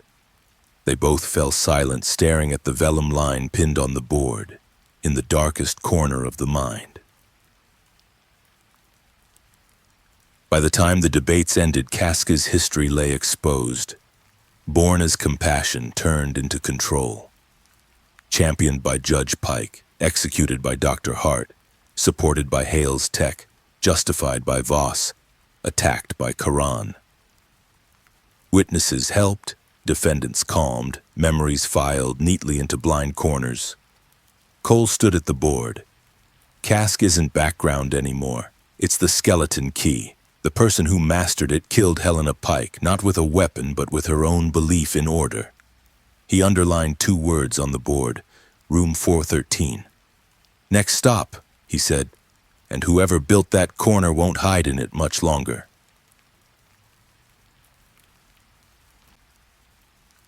Pressure points. The storm outside clawed at the windows as though the night itself wanted to get inside. Rainwater streaked down the glass like restless fingers, and inside the precinct's conference room the air was as thick as smoke. Everyone sat around the long table, faces tense, eyes darting toward the frozen image of the antique clock from Helena Pike's study. 3:17 a.m. It stared down at them like an unblinking judge. Detective Elias Cole planted both hands on the table, leaning in. His voice was low, measured, but hard as steel. Cole, the cracks are showing. You feel them, don't you? Helena's death wasn't a lightning strike. It was pressure. 100 weights crushing her until one of you snapped and pushed her over the edge. The question is, who? Karan Singh leaned back, forcing a smirk, though sweat glistened on his temple. Karan, you want suspects? Start with Voss. She bent witnesses like twigs, coached them till they broke. If Helena had evidence of that, well, wouldn't Voss have every reason to silence her? Miriam Voss slammed her palm against the table, the crack echoing. Voss, that's rich coming from you, Singh. Half your clients were repeat offenders. Maybe Helena was about to expose how you shielded them using cask-key loopholes. You're the one who should be squirming. Karan leaned forward, eyes glittering with malice. Karan, at least my clients were real. Your witnesses? Puppets, strings yanked by your office. If Helena found the scissors... Voss cutting him off. Enough. Victor Hale spoke up then, his tone smooth, infuriatingly calm. Hale, blame games are beneath us. Nemo Corps built the instruments, nothing more. If you all misuse them, that's not my crime. Jonah Reed laughed dryly, scratching something into his notebook. Jonah, not your crime. You handed wolves a leash and called it research.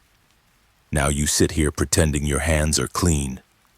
Hale's eyes flashed, but his smile stayed fixed. Hale, a hammer builds homes or smashes skulls. Do you accuse the hammer or the one holding it? Cole's voice cut in sharp. Cole, if the hammer was designed with a flaw that only smashes, then I damn sure interrogate the maker. From the far end, Dr. Priya Menon pushed a folder into the center. Slides, chemical traces, and photos spilled out. Her tired eyes flicked over the group. Menon. Here's what doesn't lie. Helena's toxicology. The first test showed clear metabolites of a memory suppressant. 6 hours later, gone. The second sample was switched, which means someone here tampered with it. All eyes pivoted toward Cal Moreno.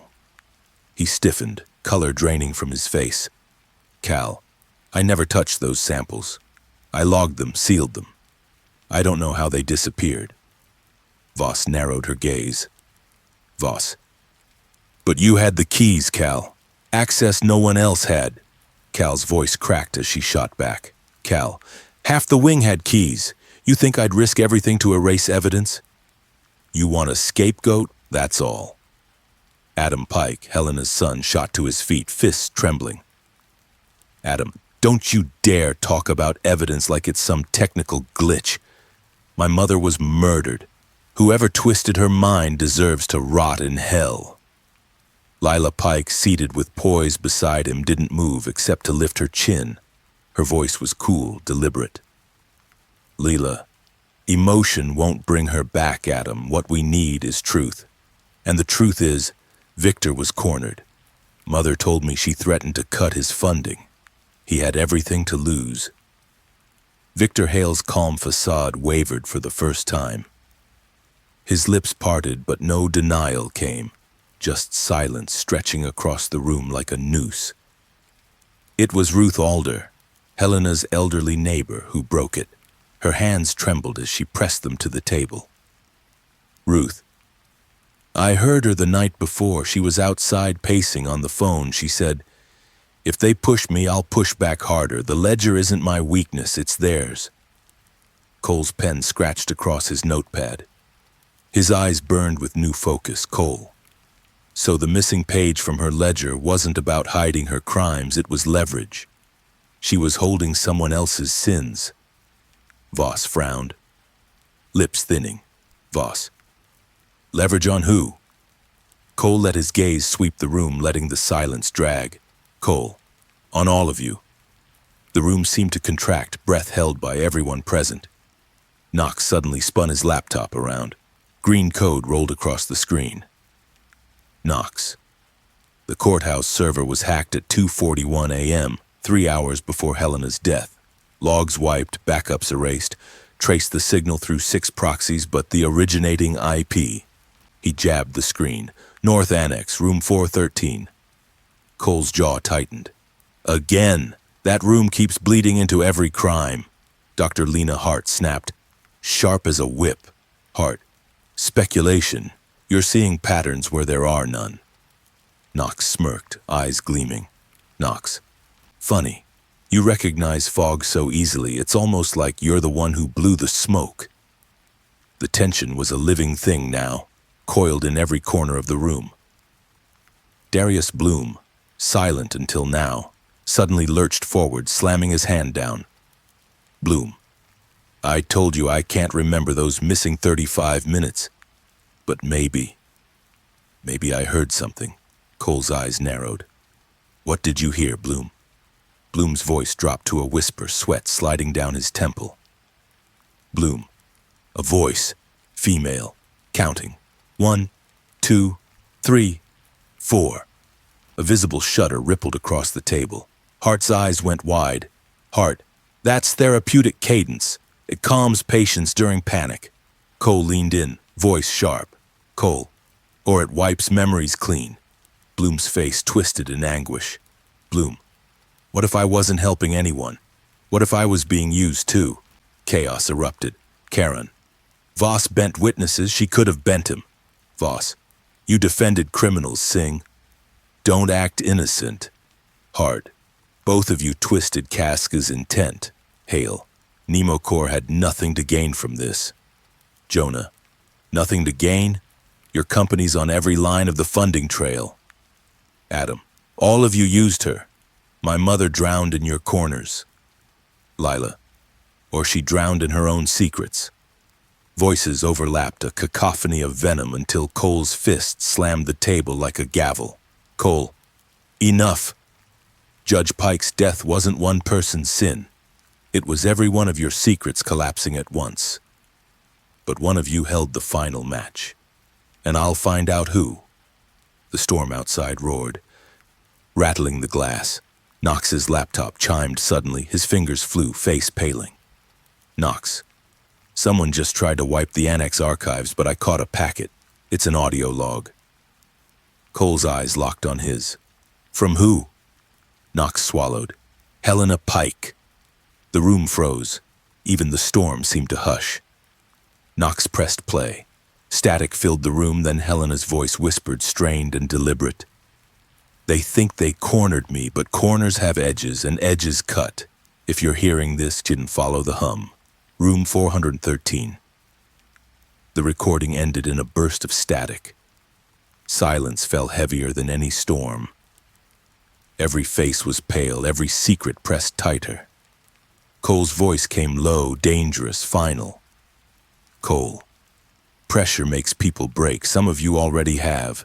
Helena left us the blade. Now we cut the corner open. The thunder outside answered like an omen.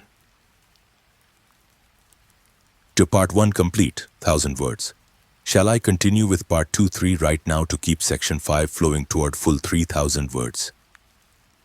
शाबाश अब clear हो गया. मैं section 5 pressure points को 3 parts में लिखूंगा, in 1,000 words her part. Style, continuous script, no headings. Dialogues heavily होंगे. Suspense tight रहेगा, कोई reveal अभी नहीं. End तक पूरा 3,000 words complete होगा. Section 5, Pressure Points, Part 1, No. 3, 1,000 words. The storm outside clawed at the windows as though the night itself wanted to get inside.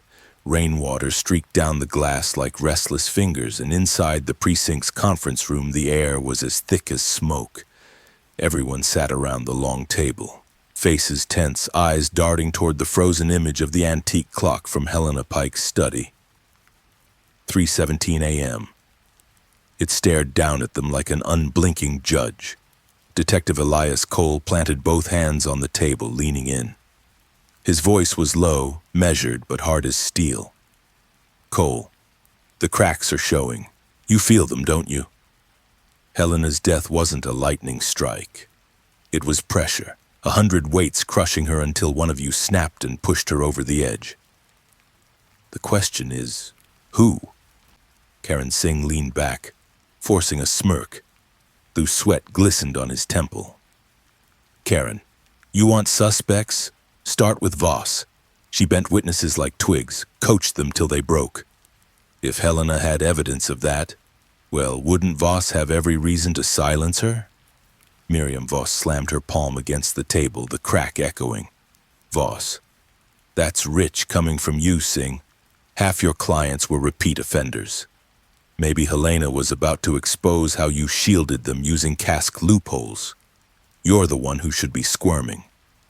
Karan leaned forward, eyes glittering with malice. Karan, at least my clients were real. Your witnesses, puppets, strings yanked by your office. If Helena found the scissors... Voss cutting him off. Enough! Victor Hale spoke up then, his tone smooth, infuriatingly calm. Hale, blame games are beneath us. Nemocor built the instruments, nothing more. If you all misused them, that's not my crime. Jonah Reed laughed dryly, scratching something into his notebook. Jonah, not your crime. You handed wolves a leash and called it research. Now you sit here pretending your hands are clean? Hale's eyes flashed, but his smile stayed fixed. Hale, a hammer builds homes or smashes skulls. Do you accuse the hammer or the one holding it? Cole's voice cut in sharp. Cole, if the hammer was designed with a flaw that only smashes, then I damn sure interrogate the maker. From the far end, Dr. Priya Menon pushed a folder into the center. Slides, chemical traces, and photos spilled out. Her tired eyes flicked over the group. Menon, here's what doesn't lie. Helena's toxicology. The first test showed clear metabolites of a memory suppressant. 6 hours later, gone. The second sample was switched, which means someone here tampered with it. All eyes pivoted toward Cal Moreno. He stiffened, color draining from his face. Cal, I never touched those samples. I logged them, sealed them. I don't know how they disappeared. Voss narrowed her gaze. Voss, but you had the keys, Cal. Access no one else had. Cal's voice cracked as she shot back. Cal, half the wing had keys. You think I'd risk everything to erase evidence? You want a scapegoat, that's all. Adam Pike, Helena's son, shot to his feet, fists trembling. Adam Murdum, don't you dare talk about evidence like it's some technical glitch. My mother was murdered. Whoever twisted her mind deserves to rot in hell. Lila Pike, seated with poise beside him, didn't move except to lift her chin. Her voice was cool, deliberate. Lila, emotion won't bring her back, Adam. What we need is truth, and the truth is, Victor was cornered. Mother told me she threatened to cut his funding. He had everything to lose. Victor Hale's calm facade wavered for the first time. His lips parted, but no denial came. Just silence stretching across the room like a noose. It was Ruth Alder, Helena's elderly neighbor, who broke it. Her hands trembled as she pressed them to the table. Ruth, I heard her the night before. She was outside, pacing on the phone. She said, if they push me, I'll push back harder. The ledger isn't my weakness, it's theirs. Cole's pen scratched across his notepad. His eyes burned with new focus. Cole. So the missing page from her ledger wasn't about hiding her crimes. It was leverage. She was holding someone else's sins. Voss frowned, lips thinning. Voss, leverage on who? Cole let his gaze sweep the room, letting the silence drag. Cole. On all of you. The room seemed to contract, breath held by everyone present. Knox suddenly spun his laptop around. Green code rolled across the screen. Knox. The courthouse server was hacked at 2:41 a.m., 3 hours before Helena's death. Logs wiped, backups erased. Traced the signal through 6 proxies, but the originating IP. He jabbed the screen. North Annex, room 413. Cole's jaw tightened. Again, that room keeps bleeding into every crime. Dr. Lena Hart snapped, sharp as a whip. Hart. Speculation. You're seeing patterns where there are none. Knox smirked, eyes gleaming. Knox. Funny. You recognize fog so easily it's almost like you're the one who blew the smoke. The tension was a living thing now, coiled in every corner of the room.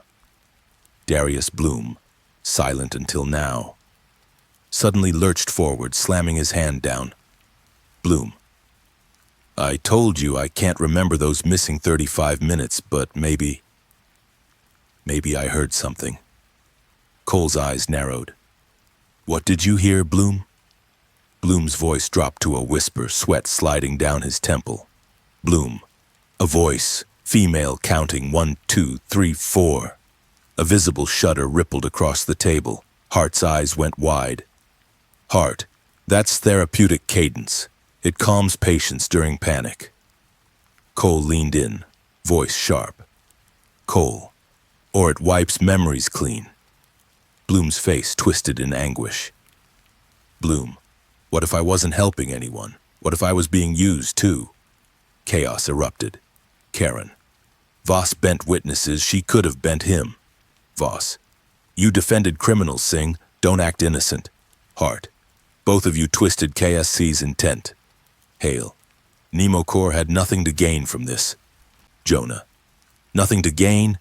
Your company's on every line of the funding trail. Adam. All of you used her. My mother drowned in your corners. Lila. Or she drowned in her own secrets. Voices overlapped, a cacophony of venom until Cole's fist slammed the table like a gavel. Cole. Enough! Judge Pike's death wasn't one person's sin, it was every one of your secrets collapsing at once. But one of you held the final match, and I'll find out who. The storm outside roared, rattling the glass. Knox's laptop chimed suddenly. His fingers flew, face paling. Knox, someone just tried to wipe the Annex archives, but I caught a packet. It's an audio log. Cole's eyes locked on his. From who? Knox swallowed. Helena Pike. The room froze. Even the storm seemed to hush. Knox pressed play. Static filled the room, then Helena's voice whispered, strained and deliberate. They think they cornered me. But corners have edges, and edges cut. If you're hearing follow the hum. Room 4113. The recording ended in a burst of static. Silence fell heavier than any storm. Every face was pale, every secret pressed tighter. Cole's voice came low, dangerous, final. Cole. Pressure makes people break. Some of you already have.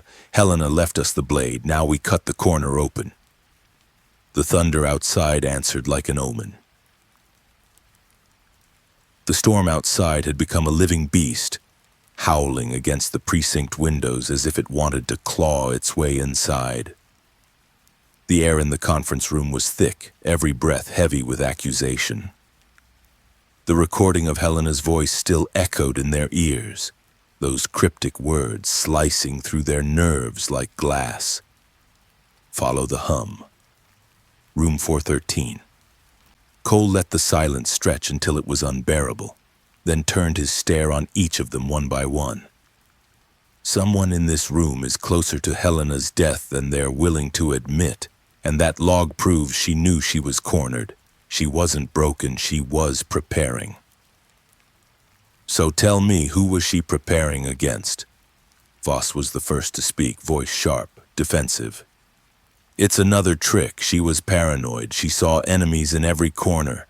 That log doesn't prove anything.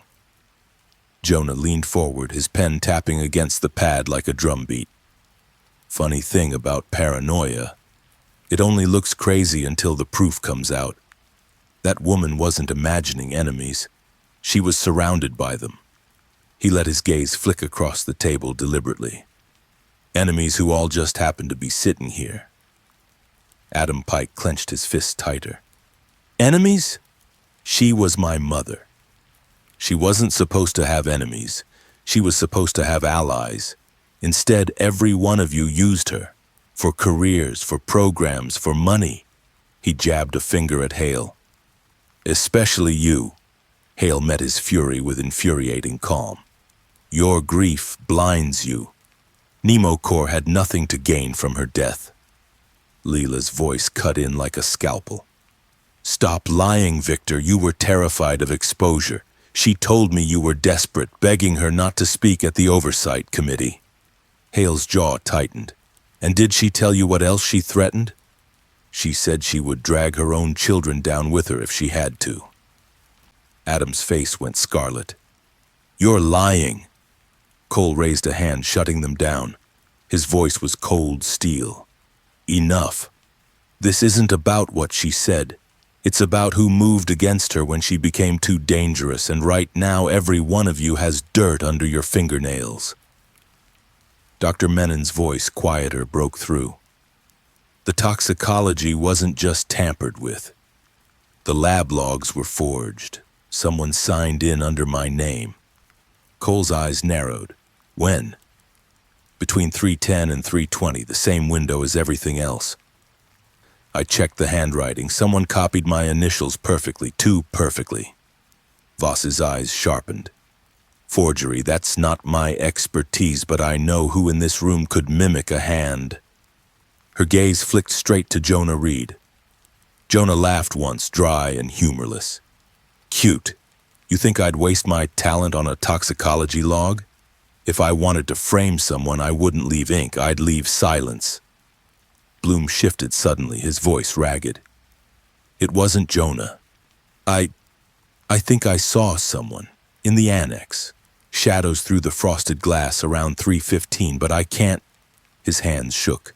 I can't remember who. Just movement and humming, a low hum. The entire room went still. Cole's gaze sharpened like a blade. You're telling me you heard the same hum Helena mentioned? Bloom's face contorted with pain. I don't know. Maybe my mind filled in the blanks, but it was there. It felt rehearsed, like someone knew I'd forget it. Hart finally spoke, her voice taut. This is absurd. Memories are fragile, elastic.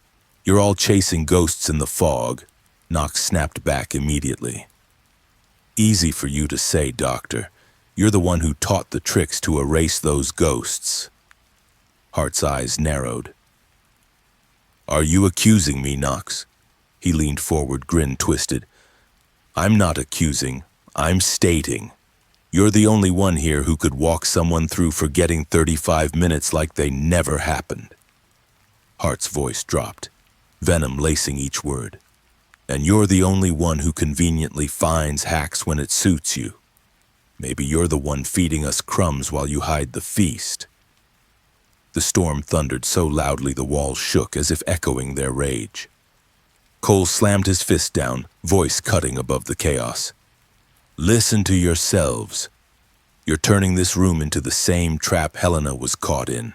Everyone pointing fingers, no one facing the blade. But the truth is simple. The clock doesn't lie. Every crime hit at the same damn moment, which means Helena's death wasn't random, it was orchestrated. Silence pressed down again, heavy, suffocating. Ruth Alder spoke softly, her hands shaking. She wasn't scared when I saw her. She was angry, determined. Whoever did this, she wasn't running from them, she was waiting. Cole studied her. Waiting for what? Ruth's eyes lifted to the frozen clock on the board. For them to make their move. For her to strike back. The implication hung in the room like a blade. What if Helena hadn't just been a victim? What if she'd been playing a longer game? Voss whispered almost to herself. She said corners have edges, edges cut. Maybe she meant... She trailed off, the thought too dangerous to finish. Cole's phone buzzed suddenly on the table, slicing through the silence. A message blinked across the screen. No sender ID, just a line of text. You're looking in the wrong corner. His heart clenched, but he kept his face unreadable as he slipped the phone back. No one else needed to see. Not yet. Instead, he spoke, his voice flat and final. The pressure's building, and when it blows, I promise you, every lie, every shadow, every false face in this room is going to shatter. No one dared answer. The only sound was the storm hammering against the glass, as if the city itself was holding its breath.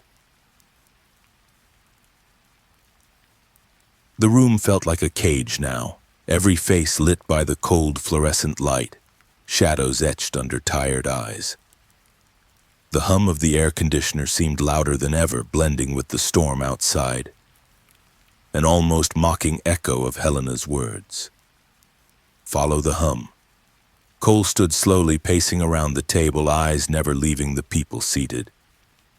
We've got a judge's last words, a frozen clock, a missing ledger page, falsified lab work, and a witness with 35 minutes carved out of his head. Each piece alone is noise. Together, it's a symphony of sabotage. Karan Singh snorted, though his confidence was cracking. You think you're the maestro, Cole? You're as lost as the rest of us. You don't have proof. Just scraps. Cole's voice dropped, cold and razor sharp. Scraps cut just as deep if you hold them right. Jonah tapped his pen again, each click punctuating his words. Maybe that's the whole point. Helena left scraps, not trails. She wanted us to bleed trying to put them together. Voss shifted, uneasy. That doesn't make sense. Why would she bait her allies? Knox's grin widened, unsettling. Because maybe we're not her allies. Maybe she saw us all as part of the corner. Adam slammed his fist against the table. No, don't twist her memory like that. She wasn't playing games. Lila's voice sliced across him, calm and ice cold. You didn't know her as I did. Mother thrived on games. Leverage was her language. If she left clues, it was to control the board, even from beyond the grave. The silence that followed was heavy, suffocating. Then Dr. Menon spoke, her tone trembling. I got another look at the tissue samples. There was something strange, traces of an agent not on our usual panels, something designed to erase cellular memory markers. It wasn't just her mind that was tampered with, her body was too. Cole stopped pacing, his stomach tightening. You're saying they erased not just evidence in the lab, but in her actual cells? Menon nodded grimly.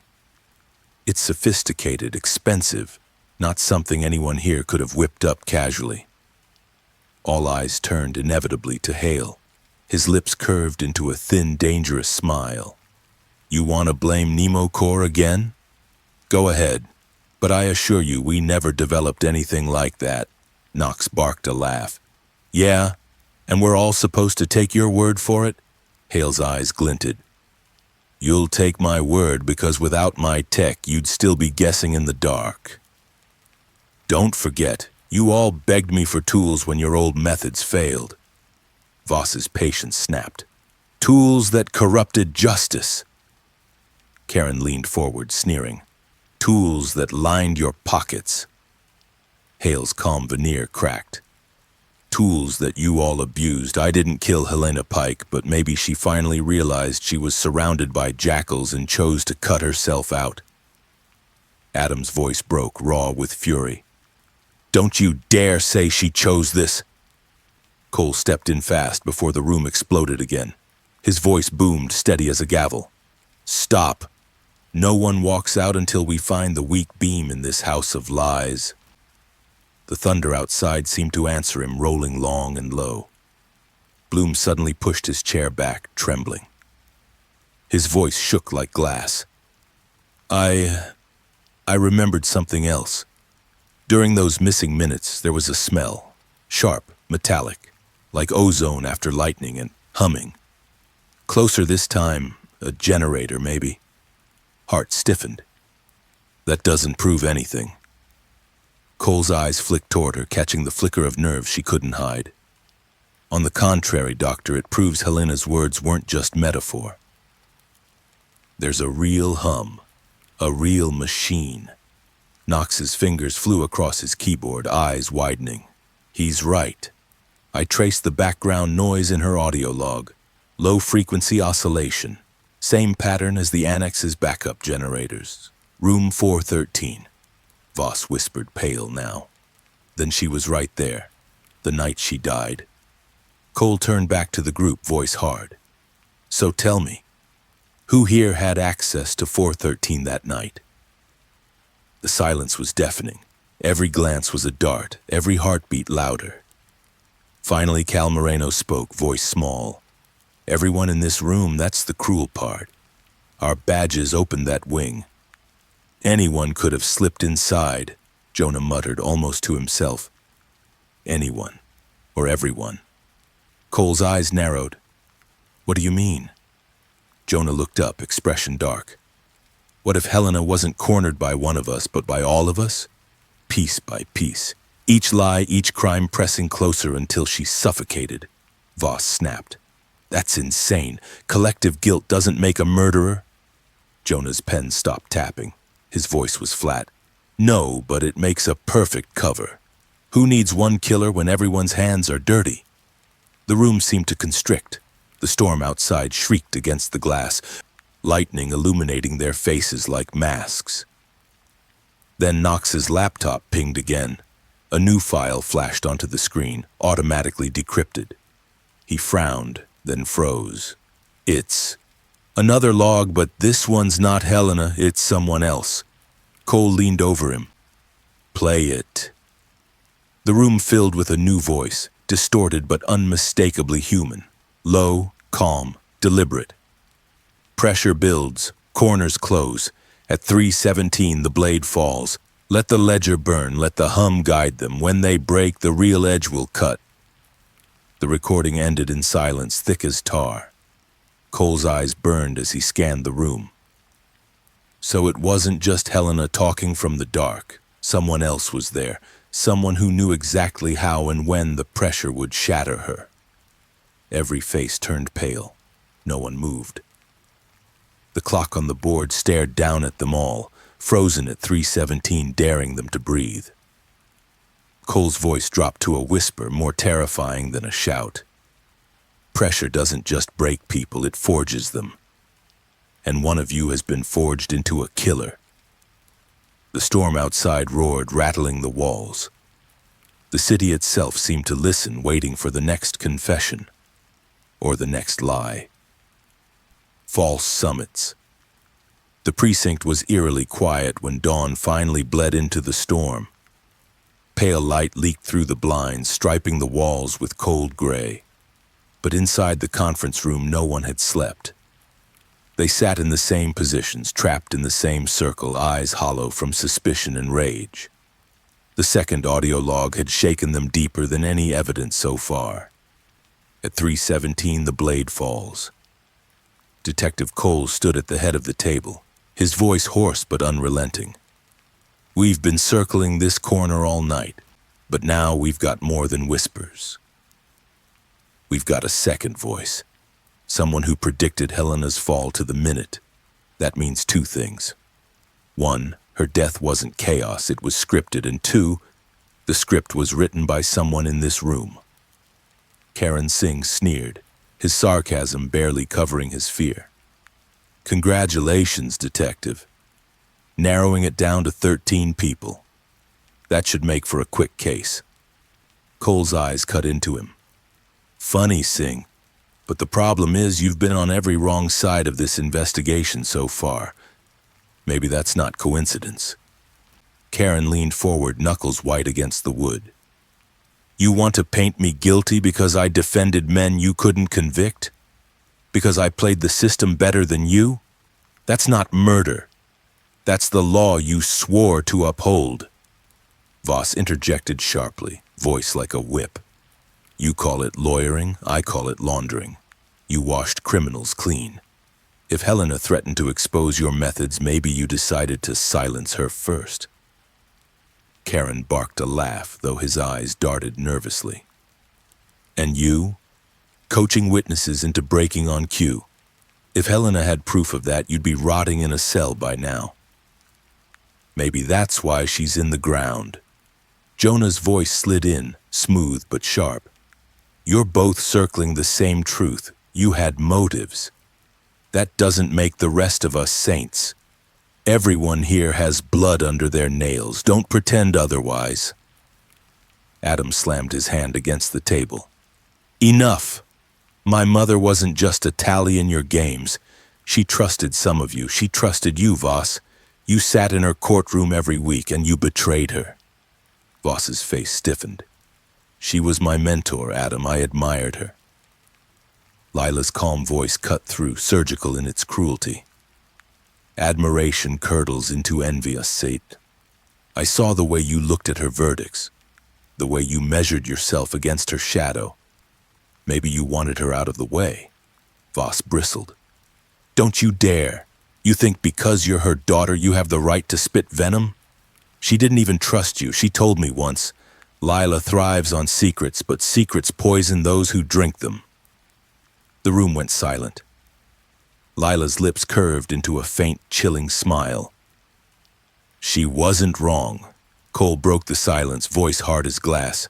We're chasing shadows, so let's cut through. Knox, show them. Knox spun his laptop, streams of data glowing across the screen. Pulled surveillance metadata from the courthouse annex. Cameras went offline at 2:59 a.m., came back at 3:19. Gaps too clean to be random. Whoever killed Helena knew the system's pulse and cut it exactly when needed. And here's the kicker. Logs show the override code was entered manually. Voss frowned. Whose code? Knox's grin widened. Cal Moreno's. All eyes shot to the archivist. Cal's face drained of color. That's impossible. I wasn't even in the annex. I was home, Cole's voice thundered. The system doesn't lie, Cal. Your credentials killed those cameras. Cal's hands shook as he slammed the table. No! Someone cloned my badge, I swear it. I've been set up. Voss folded her arms. Convenient excuse. Dr. Hart's voice sliced in, precise and sharp. Cloning's possible, but forging the biometric overlay isn't, unless someone had months to study him. Her eyes locked on Cal. Or unless he did it himself. Cal's voice cracked. You think I'd risk everything I worked for? Helena was the only reason I even had a job. She trusted me. Jonah murmured darkly, Trust is just another blade, Cal. Cuts both ways. Adam surged to his feet, pointing at Cal. You had the keys, the codes, the access. You erased her toxicology. You killed her. Cal's eyes brimmed with tears, his voice desperate. No, I didn't. I swear I didn't touch her. Cole's jaw tightened. Then prove it, because right now the evidence is wrapping around your neck like a noose. Silence crashed down. For the first time, suspicion had a single face. But then Knox's screen flickered again, lines of code running wild. His smirk vanished. Wait, what the hell? The lights in the room flickered, monitors glitching. And through the static came a sound, low, steady, mechanical. A hum. Everyone froze. Cole's heart pounded as the sound filled the room. Not through the speakers, through the walls. Voss whispered, voice trembling.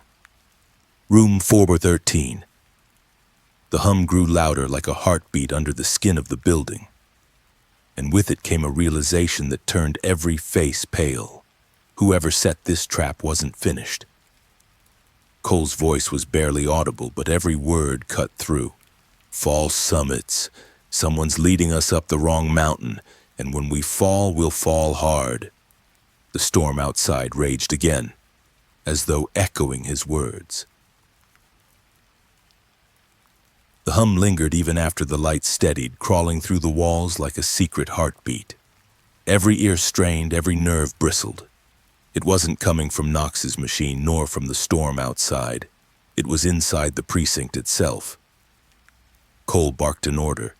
Knox, trace it now.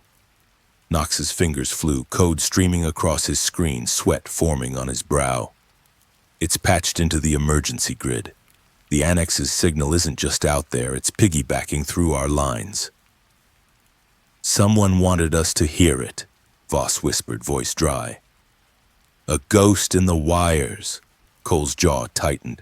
Not a ghost, a puppeteer. He turned to Cal, eyes hard as stone. And right now, the strings all lead back to you. Cal's face was a storm of panic. You're wrong. I didn't... Adam exploded, his fury breaking like thunder. Stop lying. My mother trusted you more than most. That's why you had the chance. You betrayed her. Cal's tears burned, his hands trembling. I never touched her. She was the only one who treated me like I mattered. Lila leaned forward, her voice like ice. Affection breeds obsession. Did you mistake her kindness for something else, Cal? Did you decide if she wouldn't protect you, no one else could have her? Cal shook his head violently. No, I would never... Hale finally spoke, smooth but sharp. Whether he admits it or not, he's the weakest link here. The perfect fall guy. Which begs the question, did someone choose him precisely because he isn't guilty? Cole's eyes snapped to Hale. Meaning what? Hale's smile was thin. Meaning the real killer planted his badge code, his access, his trail. Too obvious, isn't it? The guilty never gift-wrap themselves. Jonah chuckled darkly. Unless the guilty knew we'd think exactly that. Voss slammed her palm against the table. Enough riddles, the evidence is clear. He had the codes, the access, the motive. What else do you need? Dr. Hart spoke softly but firmly. Evidence can be manufactured, memories can be manipulated. You've all seen it. What's more damning, digital logs or a witness under suggestion? Bloom flinched at the word, his voice breaking. She counted. In my head. 1, 2, 3, 4. I keep hearing it. Like I was being erased. The table froze. Cole's eyes locked on Hart. Counting. Cadence. That's your therapy model, isn't it? Hart's face paled. It's a universal technique. Anyone could mimic it. Knox sneered. Convenient defense, almost rehearsed. Voss turned, eyes narrowing. Hart, were you in the annex that night? Hart's lips tightened. I was at home. Alone? Voss pressed. Her silence was answer enough.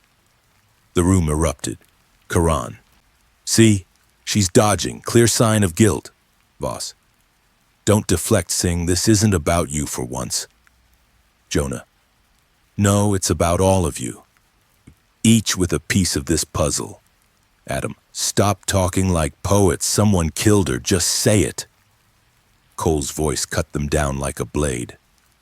No one says it until I do. His stare locked on Hart. Doctor, if you erased Bloom's memory, you might have done it for more than therapy. Maybe you scrubbed yourself out of Helena's death. Hart's hands trembled. You don't understand. Memory work isn't neat. It leaves scars.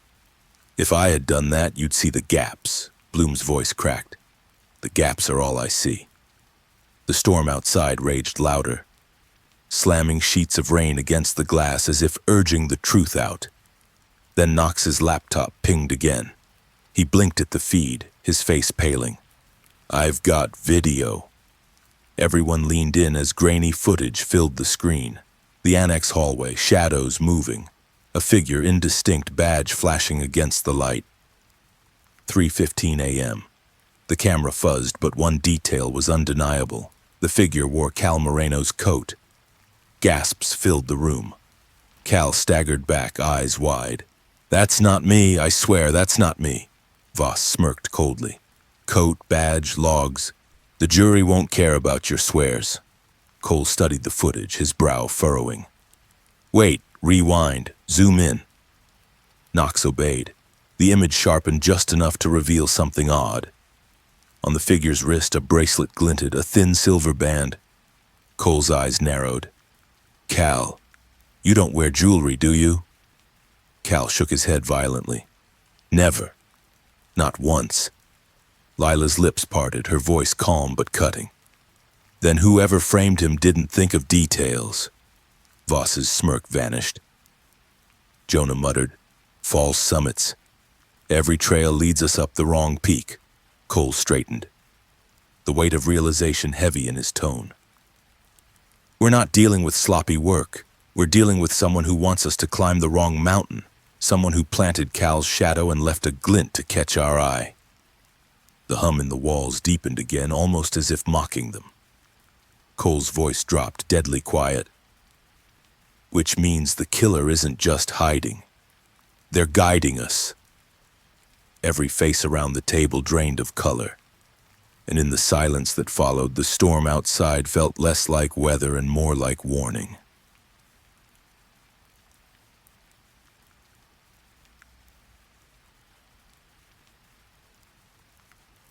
The hum seemed alive now, pulsing through the walls, vibrating under the floor, a low growl that set every nerve on edge.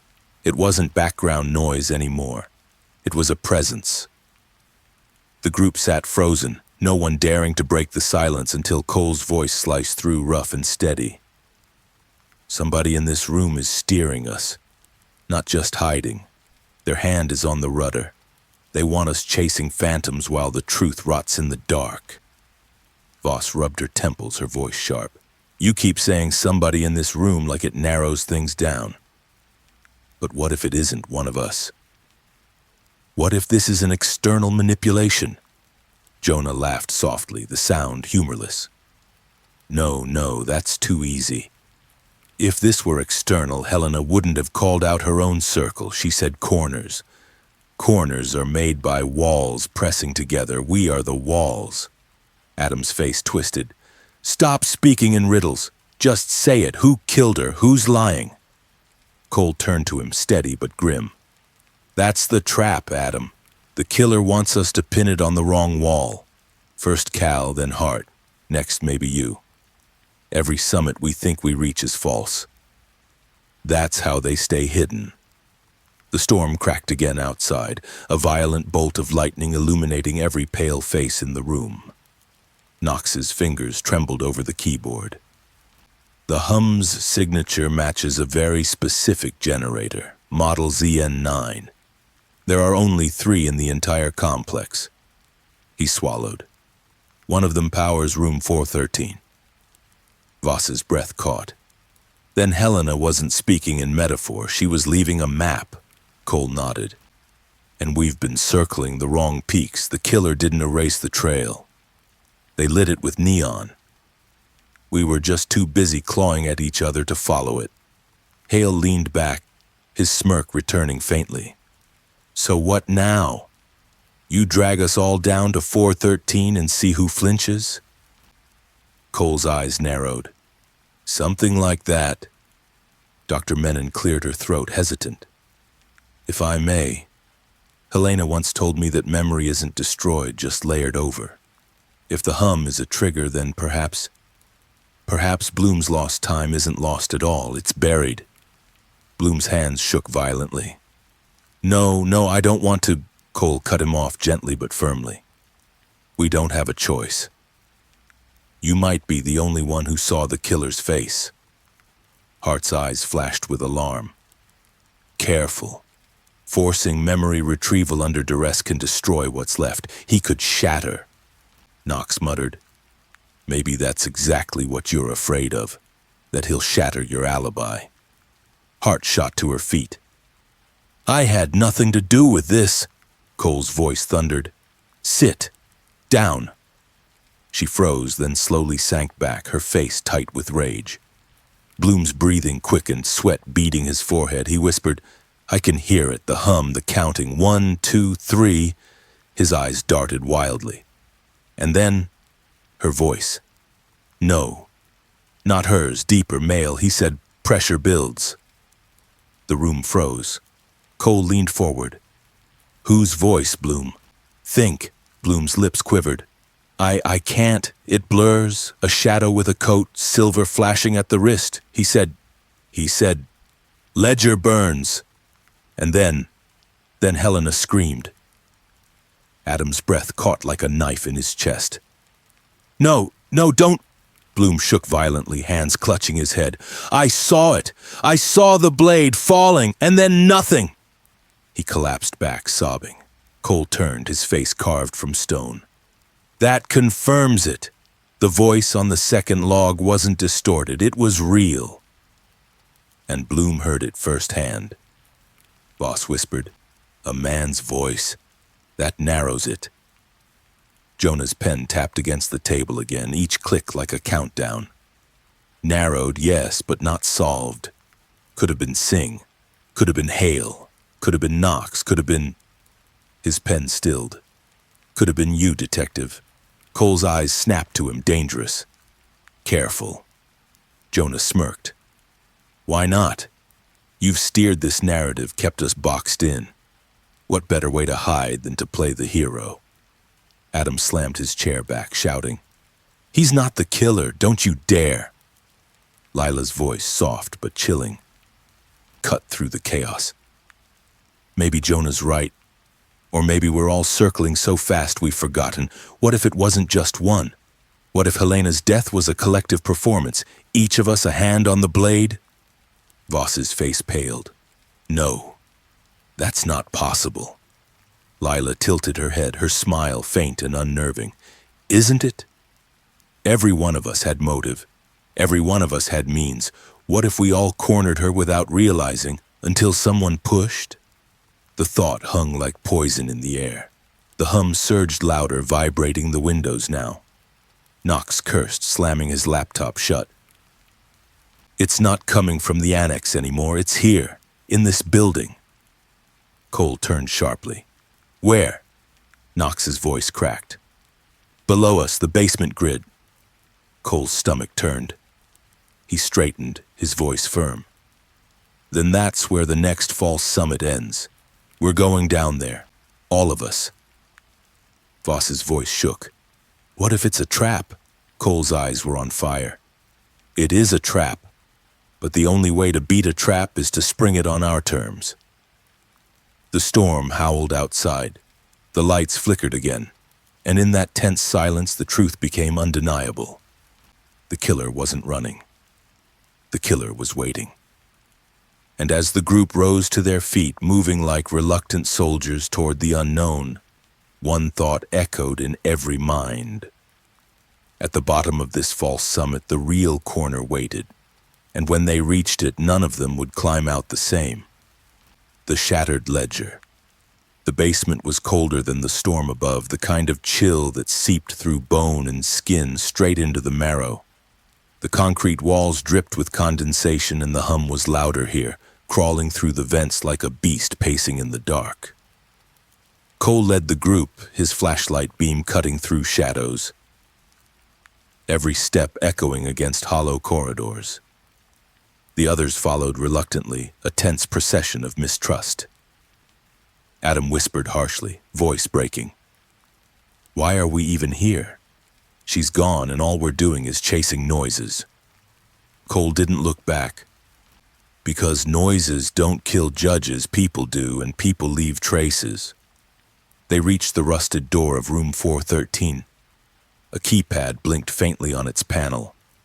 Knox crouched down immediately, his hands already pulling tools from his bag. Child's play, he muttered. But the tremor in his fingers betrayed him. Within moments, the lock gave a sharp click. The door groaned open. Inside was no ordinary storage room. Banks of old servers lined the walls, their fans spinning slow and tired but alive.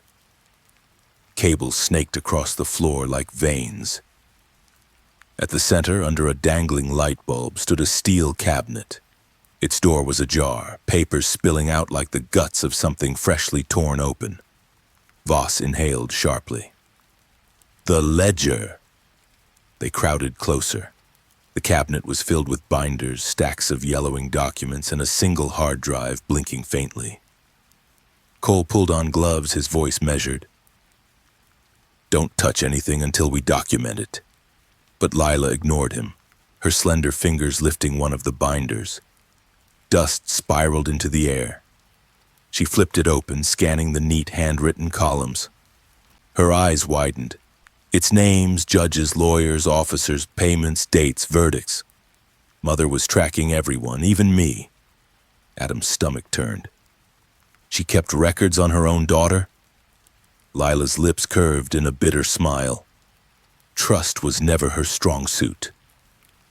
Karen Singh snatched another binder, flipping furiously. This is insane. Half these names. If this gets out, The city burns. Jonah chuckled darkly, leaning in. Isn't that the point? Maybe she wanted it to burn. Voss's face hardened. Or maybe she wanted to clean it. Expose the rot. Dr. Hart's voice shook. And someone killed her to keep this buried. Cole lifted the hard drive carefully, studying its faint light. Not buried, shattered. The ledger's incomplete. Some files are missing. Knox slid behind him, plugging into his laptop with quick, hungry movements. Let's see what the ghost left behind. The screen lit with directories, corrupted files, half-readable logs. Fragments of recordings played in static bursts, voices distorted, sentences incomplete. Transaction 50,000, case dismissed. They'll never trace it back. Ledger burns. Everyone froze at the last phrase. Cole's jaw tightened. The same words from the second log. Bloom whimpered, clutching his head again. I heard it, in my missing minutes. That voice, that same phrase. Knox scrolled further, then stopped cold. A video file glitched open. Grainy footage of Helena Pike herself sitting at a desk, pen in hand. Her face was pale but determined. If you're seeing this, it means I failed to reach the court. The ledger is bigger than I thought. Too many hands, too many corners. They're closing in. The video fuzzed, but her voice came back. Don't trust the obvious. The killer won't look like the wolf, they'll look like the shepherd, and if they find this... The screen went black. Adam choked on his breath. No, play it again. Knox tried, but the file was gone. Vanished from the directory as if erased by unseen hands. Cole muttered, voice low. Not erased, triggered. Someone set it to self-delete. Lila's voice cut in, sharp. Then someone knew we'd come here. Voss's fists clenched. And that someone is one of us. Karen Singh's face was twisted with panic. No, this proves nothing. It's just paranoia. Jonah leaned close to him, eyes dark. Funny word, paranoia. It usually means you're paying attention. The hum deepened, louder now, vibrating the floor beneath their feet. Cole raised his flashlight, sweeping it across the room. This place isn't just storage, it's a trap. Every step we've taken was meant to bring us here. The question is, why? Dr. Menon's gaze flicked to the binders. Because if we find the full ledger, we'll know everything. Every name, every crime. And whoever killed Helena can't let that happen. Hart's voice trembled. Which means they might still be here. The group froze, the shadows of the basement suddenly heavier, darker. And somewhere behind the hum of the machines a faint sound echoed. A footstep. The footstep echoed again, slow, deliberate, like someone dragging weight across the cement floor. Everyone froze, breaths locked in their chests. Cole raised a hand, signaling silence. His flashlight beam cutting across the dark. Who's there? His voice was a low growl. No answer, just another step. Adam's hand went to the nearest metal pipe, knuckles white. It's them, he hissed. The killer's here, they followed us. Voss pulled her gun, steady as steel. Show yourself. The hum in the walls seemed to answer, swelling louder until the concrete itself seemed to vibrate. And then, the sound stopped. Silence. Karen Singh's breath came ragged. This is insane, we shouldn't be here. We're standing in the lion's den waiting to be eaten. Jonah smirked, voice dark. Funny. You sound more afraid than guilty, Karen whirled on him. And you sound like a vulture circling bodies before they fall. Cole cut them off, eyes fixed on the steel cabinet. Arguing won't save us. Focus on the ledger. If Helena died for this, we're not leaving without answers. Knox pulled another binder, flipping it open with trembling hands. Pages fluttered, names and numbers scrawled in Helena's neat handwriting. He muttered under his breath. Payments, transfers, then but wait, this doesn't make sense. Hart leaned closer. What doesn't? Knox tapped the page. Same case, 2 verdicts. One says dismissed, another says convicted. Same date, same judge. It's contradictory. Voss frowned. Why would she keep duplicates? Lila's voice was cool, cutting. Maybe they weren't duplicates. Maybe she was rewriting history. Adam snapped at her. Don't you dare, she wasn't like that. Lila smirked faintly.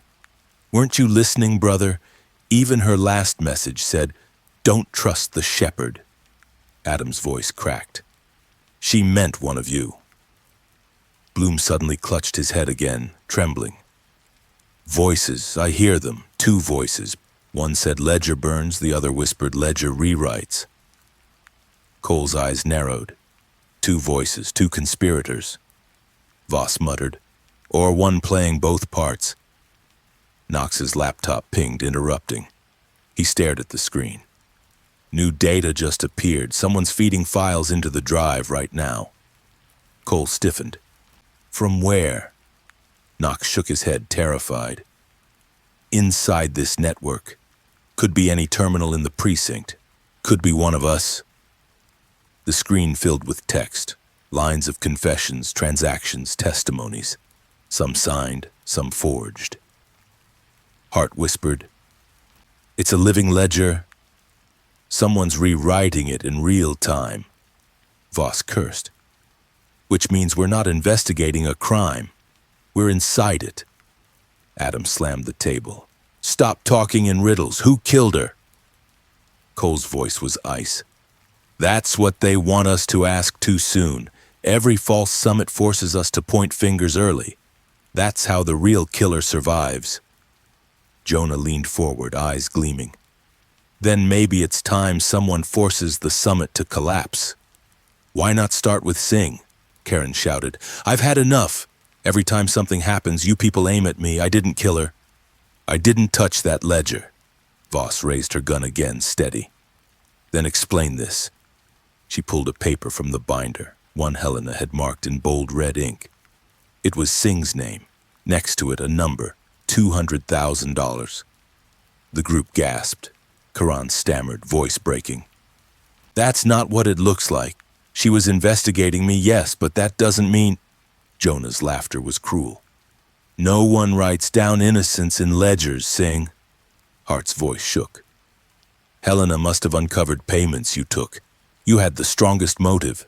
Karan's face twisted, fear and fury colliding. I defended criminals, yes.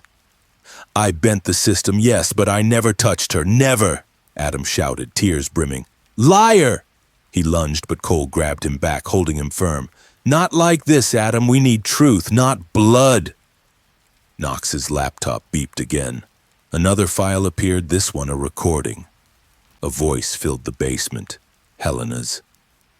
If Singh denies, press him, but remember, the one who profits isn't always the one who pays.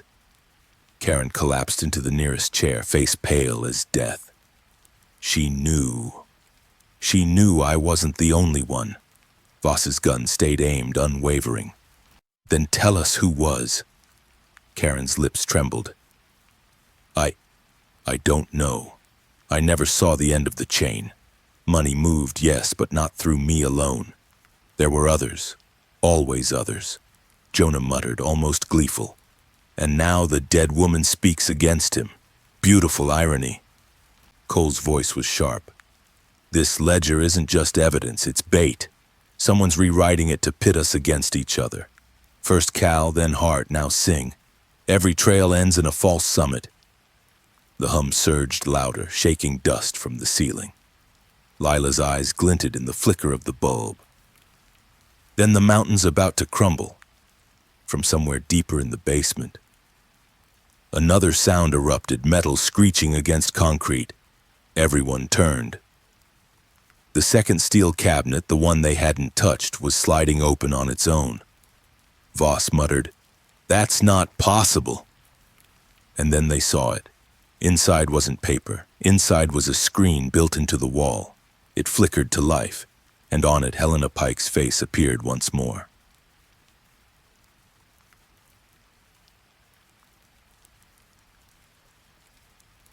Helena's face on the flickering screen was pale, almost ghost-like, but her eyes burned with a ferocity that made every person in that basement step back. Static bled across the corners of the image, and then her voice came through, sharp and deliberate. If you are watching this, it means I am dead. But don't believe the story you've been told. My death. It was written long before the blade found me. Adam's knees buckled, tears flooding his eyes. No, Helena, don't talk like that. But the recording ignored his grief. Helena leaned closer to the camera, her face almost filling the screen. The ledger is not a book. It's not even the files you've found, it's a map. Each name, each date, each number is a coordinate leading deeper into the rot. What you hold is only the surface. The true ledger is alive, and whoever controls it controls the truth. Voss's grip on her gun tightened. Alive? What the hell does that mean? Lila whispered, her face drained of color. She means it's not just evidence. It's a system, something that keeps rewriting reality. Helena's image flickered. I trusted no one, not even my blood. Because the killer is not a monster in the dark. The killer is someone you believe, someone you follow. Remember this. The shepherd feeds the flock before the slaughter. The video froze, pixels shivering, and then blinked off. Silence crashed down on the group like a weight. Jonah chuckled dryly, breaking it. Poetic, wasn't she? Even in death, the judge still giving riddles. Adam exploded. Shut your mouth. He lunged again, but Cole forced him back. Cole's voice cut through the chaos, low and firm. Everyone calm down, think. She called it a map. If this ledger leads deeper than this. He gestured to the binders and the blinking drive. Is just the first step. Knox typed furiously, sweat rolling down his temple. She's right. Look, these entries aren't random, they're coordinates. If I overlay them against city grid data.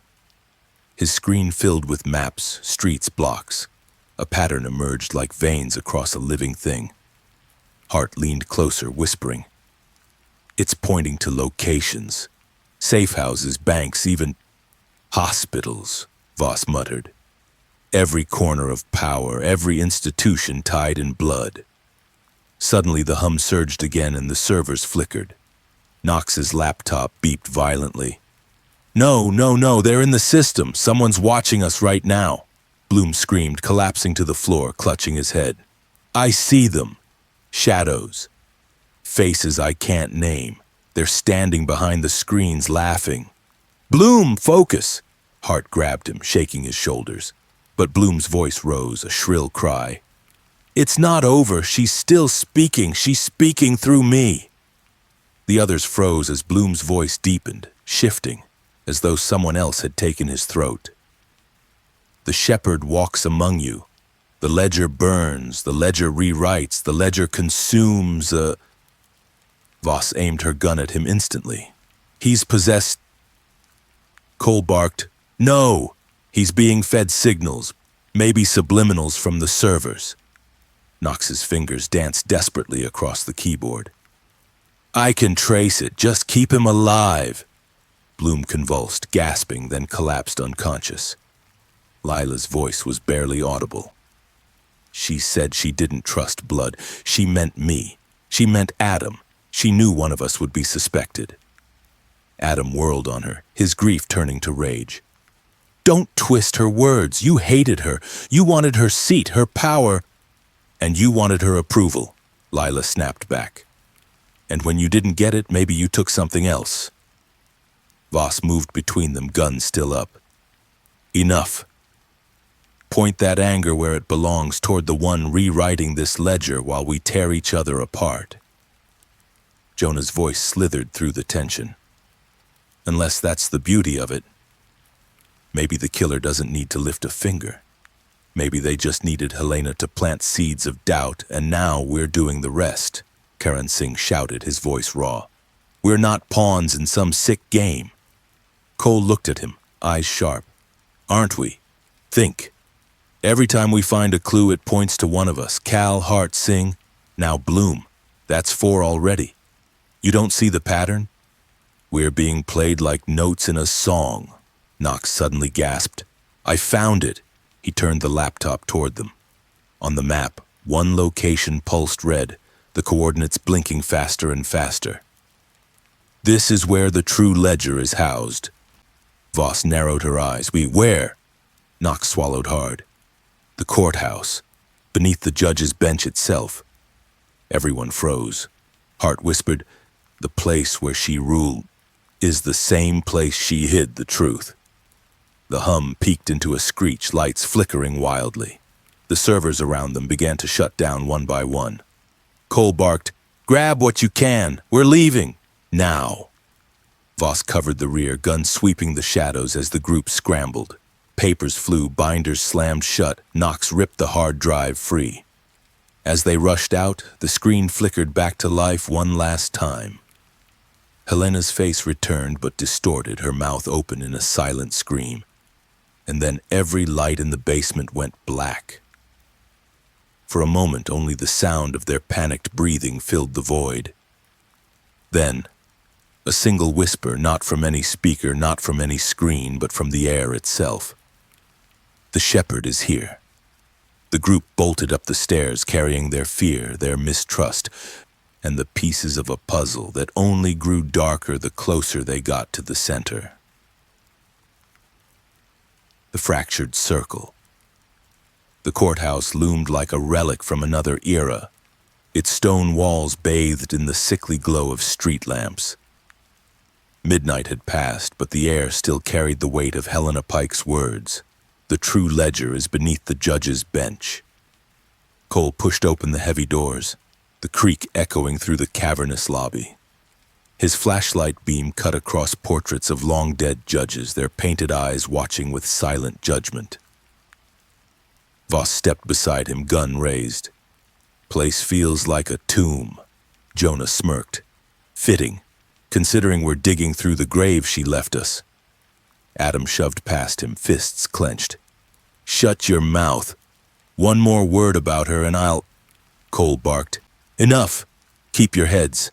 If Helena hid the ledger here, she had a reason, and that reason is standing right on this floor. The group fanned out across the marble hall. Knox lugged his laptop, wires trailing from his bag like veins from a heart. Hart stuck close to Bloom, who still trembled from his collapse. Eyes darting like he could see things no one else could. Bloom whispered, they're here. The shadows. They never left. Hart gripped his arm tightly. Stay with me, Bloom. Focus. Karan Singh lagged behind, his shoulders hunched. His name in Helena's ledger still burned in his mind. Every glance from the others felt like a knife. Lila's voice cut through the silence. We need to move. If the killer knows we're here, we're walking into another trap. Voss replied coldly. And yet you followed, didn't you? Afraid of what we'll find? Lila smirked. Afraid? No. But unlike you, I know when a storm is about to break. The hum returned, low, vibrating through the walls of the courthouse. Knox flinched. Same signal, it's stronger here. Cole's jaw tightened, which means we're close. They entered the courtroom. The judge's bench loomed at the far end, towering above the empty rows of pews. Helena's chair, the place she had ruled from, seemed to glow faintly in the pale light. Adam's breath hitched. She sat there, every day. And none of us knew what she was hiding, Jonah muttered. Or maybe you knew more than you're letting on. Adam spun on him, but Voss shoved herself between them. Save it, we don't have time for another fight. Knox hurried forward, setting his laptop on the bench. He connected a wire to the wood itself, sensors blinking to life. There's something inside, he murmured, something metallic. Cole nodded. Open it. Knox hesitated. If I do, whatever system is running this place might trigger, could fry everything. Bloom whispered, his eyes glassy. It wants to be opened. She wants us to see. Hart shivered. Don't listen to him, Knox. He's not himself. But Adam slammed his fist on the bench. Do it! Knox swallowed hard, then pressed a sequence of keys. The bench shuddered, and with a grinding groan, a hidden compartment slid open. Inside lay a black box, sleek and humming faintly like a living heart. Red lights blinked in rhythm, and etched across its surface was a single word. Ledger. Everyone froze. Voss raised her gun, pointing it at the box. That thing looks like a bomb. Cole said firmly, no, it's worse. It's a brain. Knox's hands trembled as he reached for it. It's not just files, it's a processor, a living archive. Whoever controls the law itself. Jonah laughed darkly. And Helena was judge and executioner both. What a delicious irony, Adam snarled. You shut your mouth before I shut it for you. But Knox interrupted, his voice cracking. Wait, there's a signal feeding into it. Multiple IPs. It's connected to all of us. Voss frowned. All of us? What the hell does that mean? Knox turned his laptop to show the screen. Lines of code streamed across, each tied to a name. Adam Pike, Lila Pike, Cole, Voss Hart, Singh, Jonah, Bloom, Knox, even Helena. Adam's face went white. She's dead. How can she still be in there? Knox whispered, unless her consciousness was uploaded. Bloom whimpered, clutching his skull again. She's here. She's everywhere. I can feel her watching us. Cole slammed his hand on the bench. Focus. We have one job. Figure out who killed her, not chase ghosts. But the box blinked again, and a mechanical voice filled the chamber. Welcome, Circle. Query initiated. Who killed Helena Pike? The group froze. Voss whispered, It's asking us? Jonah grinned wickedly. Oh, this just got interesting. The chamber echoed with the machine's words, metallic yet chillingly human. Query initiated. Who killed Helena Pike? The group stared at the box like it had grown fangs. Voss gritted her teeth. It's mocking us. Knox shook his head violently. No. It's a system. It's designed to process truth through contradiction. Every time we accuse someone, it cross-references evidence and rewrites the narrative. Cole muttered, False summits. Helena warned us. Adam slammed his fists on the bench. Then let's end it. She deserves justice, not riddles. The killer is in this room. Jonah chuckled darkly, slow clapping. Beautiful. The grieving brother always makes the best suspect. Don't you all agree? Adam lunged at him, but Voss caught him by the collar and yanked him back. Not another step. Lila's voice slid like a knife between them. Why not let him swing? Jonah's been circling like a vulture since this began. Always provoking, always prodding. Why? Because he knows more than he should. Jonah smirked. Or because I enjoy watching the flock turn on each other. Isn't that the shepherd's role? That single word, shepherd, hung in the air like poison gas.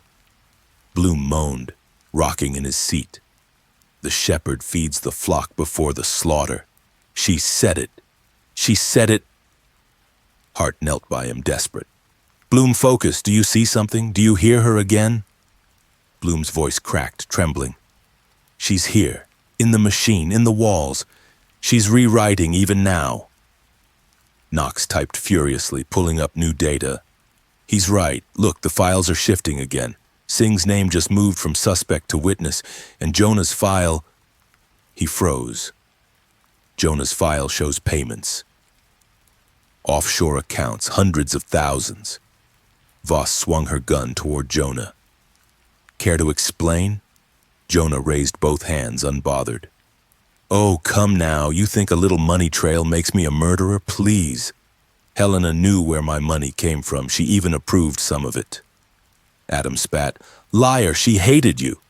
Jonah's grin widened. Yes, and yet she always called me back into her circle, didn't she? Ask yourself why, brother. Cole's jaw tightened. Because she wanted to keep her enemies close. The machine hummed louder, its lights flickering like eyes. Response recorded. Jonah Winters, probability 43%. Voss whispered, "It's giving us percentage." Knox's face went pale. "It's running predictive models. We're feeding it data every time we speak." Hart stood sharply. "Then stop talking. Every word we say digs us deeper." But Adam snapped. "Then how do we find the truth? Stay silent while it rewrites history?" Bloom suddenly screamed, pointing to the portraits on the walls. "They're watching! The judges! They're not just paintings!" Everyone turned. For a split second, the painted eyes of the portraits glowed faintly red. Voss cursed, raising her weapon. "This place is wired. The whole courthouse is part of the system." Cole clenched his jaw. "Helena didn't just hide the ledger here, she built this place into the ledger." Knox's hands shook as he tapped his keys. "It's confirming inputs from hidden cameras, microphones, thermal scans. It's reading us like open books." Jonah chuckled softly. "So the shepherd doesn't even need to be here." "The shepherd is the system itself," Lila hissed. "You want us to believe a machine killed her? Ridiculous. Someone put the knife in her. Someone's standing here." The machine pulsed again, its voice monotone. "Updated probability, Adam Pike, 52%. Adam's face twisted. "What? No, that's not possible." Lila's lips curled into a cold smile. "See? Even the machine knows." Adam roared, grabbing the black box with both hands, ready to smash it on the marble floor. "No!" Knox shrieked, leaping at him. "You'll trigger fail-safes. If you destroy it, the whole ledger could wipe itself." Cole wrestled the box from Adam's grip, his voice booming. "Everyone stop!" The chamber rang with his fury, silencing them. Cole's breathing was heavy, his eyes burning with restrained violence. "We're not walking out of here until we have the truth, you hear me? No half answers, no riddles, truth." Voss lowered her gun slowly. "And if the truth kills one of us?" Cole's gaze didn't waver. "Then so be it." The machine beeped again, softer this time. New data flowed across Knox's laptop. Knox whispered, horrified. "Oh my God," Hart leaned in. "What is it?" Knox's eyes widened. "It's not just suspects, it's deaths, predictions. It's listing who will die next." Everyone crowded closer, their faces pale in the glow of the screen. On the list, Helena's name blinked red. Deceased. Below it, another name glowed, Cal Reynolds. Deceased. Then Hart's breath caught as the next line appeared. Next, Bloom Carter. Bloom screamed in terror, falling back against the pews. "No, no, no, no!" Hart clutched him. "Don't look at it, it's not true," Voss whispered. "Or it's the truest thing we'll ever see." Cole's voice was grim, final. "Then we have to decide, are we following the ledger, or are we breaking it?" The chamber went silent, each of them realizing that the answer could mean salvation or slaughter. And then from the speakers, Helena's voice returned, distorted, broken, but unmistakable. "Choose wisely, Circle. The ledger always takes its due." The chamber seemed to shrink around them. The chamber seemed to shrink around them, every breath louder, every shadow deeper. Bloom clung to Hart like a drowning man, his voice broken. Bloom shaking, pleading, "I don't want to die. Please, don't let it happen." Hart, fierce, whispering, "You won't. Not while I'm here." The machine hummed, lights pulsing in rhythm with Bloom's trembling. Adam stepping forward, fists shaking. "We don't have to play by its rules. It's just a machine. Helena built it. Someone else hijacked it. We can shut it down." Jonah, low laugh, mocking. And who'll pay the price when it explodes in our faces? Maybe it already has. Maybe every second we stand here, one of us is being rewritten. Voss kept her weapon raised, eyes darting between them all. Voss, tense. We can't trust each other. We can't even trust our own minds anymore. Cole, booming, commanding. Stop feeding it fear, that's what it wants. Knox, pale, shaking his head. It's not about what it wants. It's about probability. It doesn't guess. It calculates. If it says Bloom is next, it means events are already in motion to make it true. Suddenly, Bloom screamed, pointing toward the upper balcony. Bloom, hysterical. There! Someone's watching us! All heads snapped upward. For an instant, a figure shifted in the shadows above and then vanished. Voss, snapping. Contact! She fired. The blast echoed, shattering a portrait. Fragments rained down like glass snow, but no body dropped. Jonah, slow clapping, dark grin. See? Ghosts. Shadows all the same. We're chasing phantoms. Cole, growling. Not phantoms. The shepherd. They're here. The word struck them all like a lash. Singh, staggering back, shaking head. No! This is insane. You think one person is orchestrating this? This is bigger than any one of us. It's systemic. Lila, eyes narrowing, cold. Spoken like a man trying to save himself. Your name was already in the ledger, Singh. Singh, snapping, desperate. And yours wasn't? Don't act untouchable. You and your brother were as tangled in Helena's games as any of us. Adam, roaring, lunging. You liar! He slammed Singh to the floor, fists flying. Voss rushed to separate them. But Knox shouted from the bench. Knox panicked. Stop! The system is reacting! The black box pulsed wildly, lights strobing, voice rising in mechanical fury. Machine, distorted metallic. Updated probability Bloom Carter, 89%. Bloom screaming, thrashing. It's me! It's me! It's happening now! Hart shouting, holding him tight. No, not if we fight it! But even as he spoke, a loud crack echoed above. The balcony rail snapped. A heavy beam plummeted toward Bloom. Cole dove, shoving Bloom aside at the last second. The wood slammed into the floor, not a splintering inches away. Bloom, sobbing, hysterical. It's trying to kill me. It won't stop. Voss, snapping at Knox. Shut it down before it kills us all.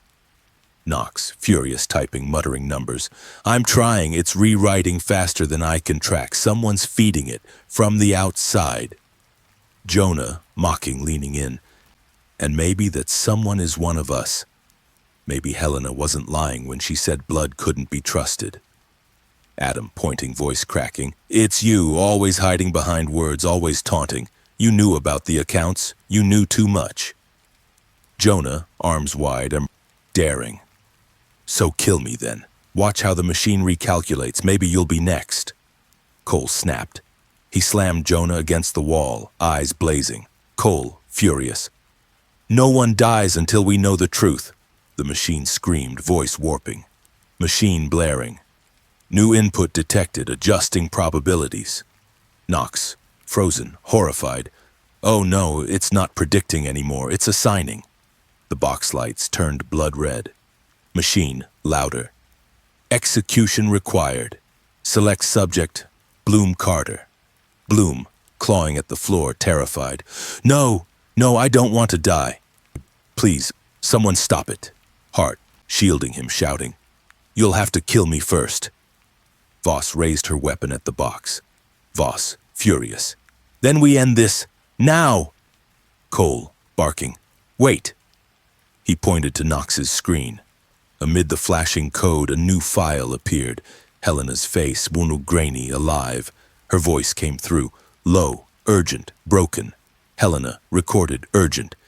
Do not destroy the ledger. The shepherd hides within it. Break the circle, and you'll never find me. Adam, trembling whisper. She's alive, Lila, wide-eyed. Or she planned for this moment all along. Jonah, sneering. Dead or alive, she still pulls your strings. The machine blared louder. Machine, harsh monotone. Execution imminent. Voss steadied her gun, aimed at the box. Voss, grim. We don't have a choice. Cole, shouting. No, we feed it the truth. That's the only way to break its hold. Knox, hands shaking. The truth. But whose truth? Heart, raw, desperate. All of ours. Every lie we told and every crime we hid. That's the only way it stops. The chamber froze. Silence pressed down. Adam, whispering broken. She'll hate me. Leela, cold. She already did. Sing, muttering. We'll damn ourselves. Jonah, smirking. We already are. Cole, iron voice. Confess now, or Bloom dies. The chamber erupted. Voices overlapped. Secrets spilling like blood. Adam sobbing. I forged evidence to protect her once. Lila spitting. I leaked her rulings for money. Sing, shouting. I bent justice for criminals. Hart, whispering. I lied under oath to save a friend. Voss, low, shaking. I killed a man. Off record. Jonah, laughing. I betrayed them all. Knox, stammering. I altered files to hide her mistakes. Bloom, wailing. I saw things and said nothing. The machine screamed. Lights blinded. Then silence. The red faded to white. Bloom gasped, alive, clutching heart. Machine, calm, monotone. Updated probability, Shepard identified. Everyone leaned forward, hearts hammering. On Knox's screen, the name appeared. Not Adam, not Lila, not Singh, not Jonah. The letters burned into their eyes. Cole Harrington. It's the Shepherd's mask. The group stares at Knox's screen, stunned in silence. Cole's name glows red. The screen burned with the words, Cole Harrington, Shepard identified. The silence was suffocating. Even the machine seemed to pause as if savoring the moment. Voss, whispering, gun lowering slightly. Cole. No, it can't be. Adam, voice trembling with rage. It was you? All this time, it was you? Cole, furious, slamming his hand on the bench. That's a lie, a system glitch. I've been leading this investigation since the start. Jonah, mocking smile, stepping forward. Oh, the irony, the righteous knight unmasked as the butcher. Tell me, Cole, did you enjoy playing Shepard? Cole, snarling. Shut your mouth, Jonah. Lila, cold, voice shaking. Helena trusted you. She gave you everything, and you... Her voice broke, tears threatening. Cole, desperate.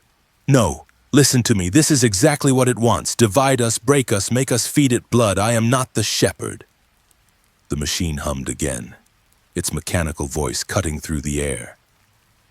Machine, calm, clinical. Verification in progress. Cole Harrington, probability 94%. Voss, snapping weapon back up. 94, that's no glitch. Bloom, whimpering, clutching heart. Kill him before it kills me. Hart, holding him tighter.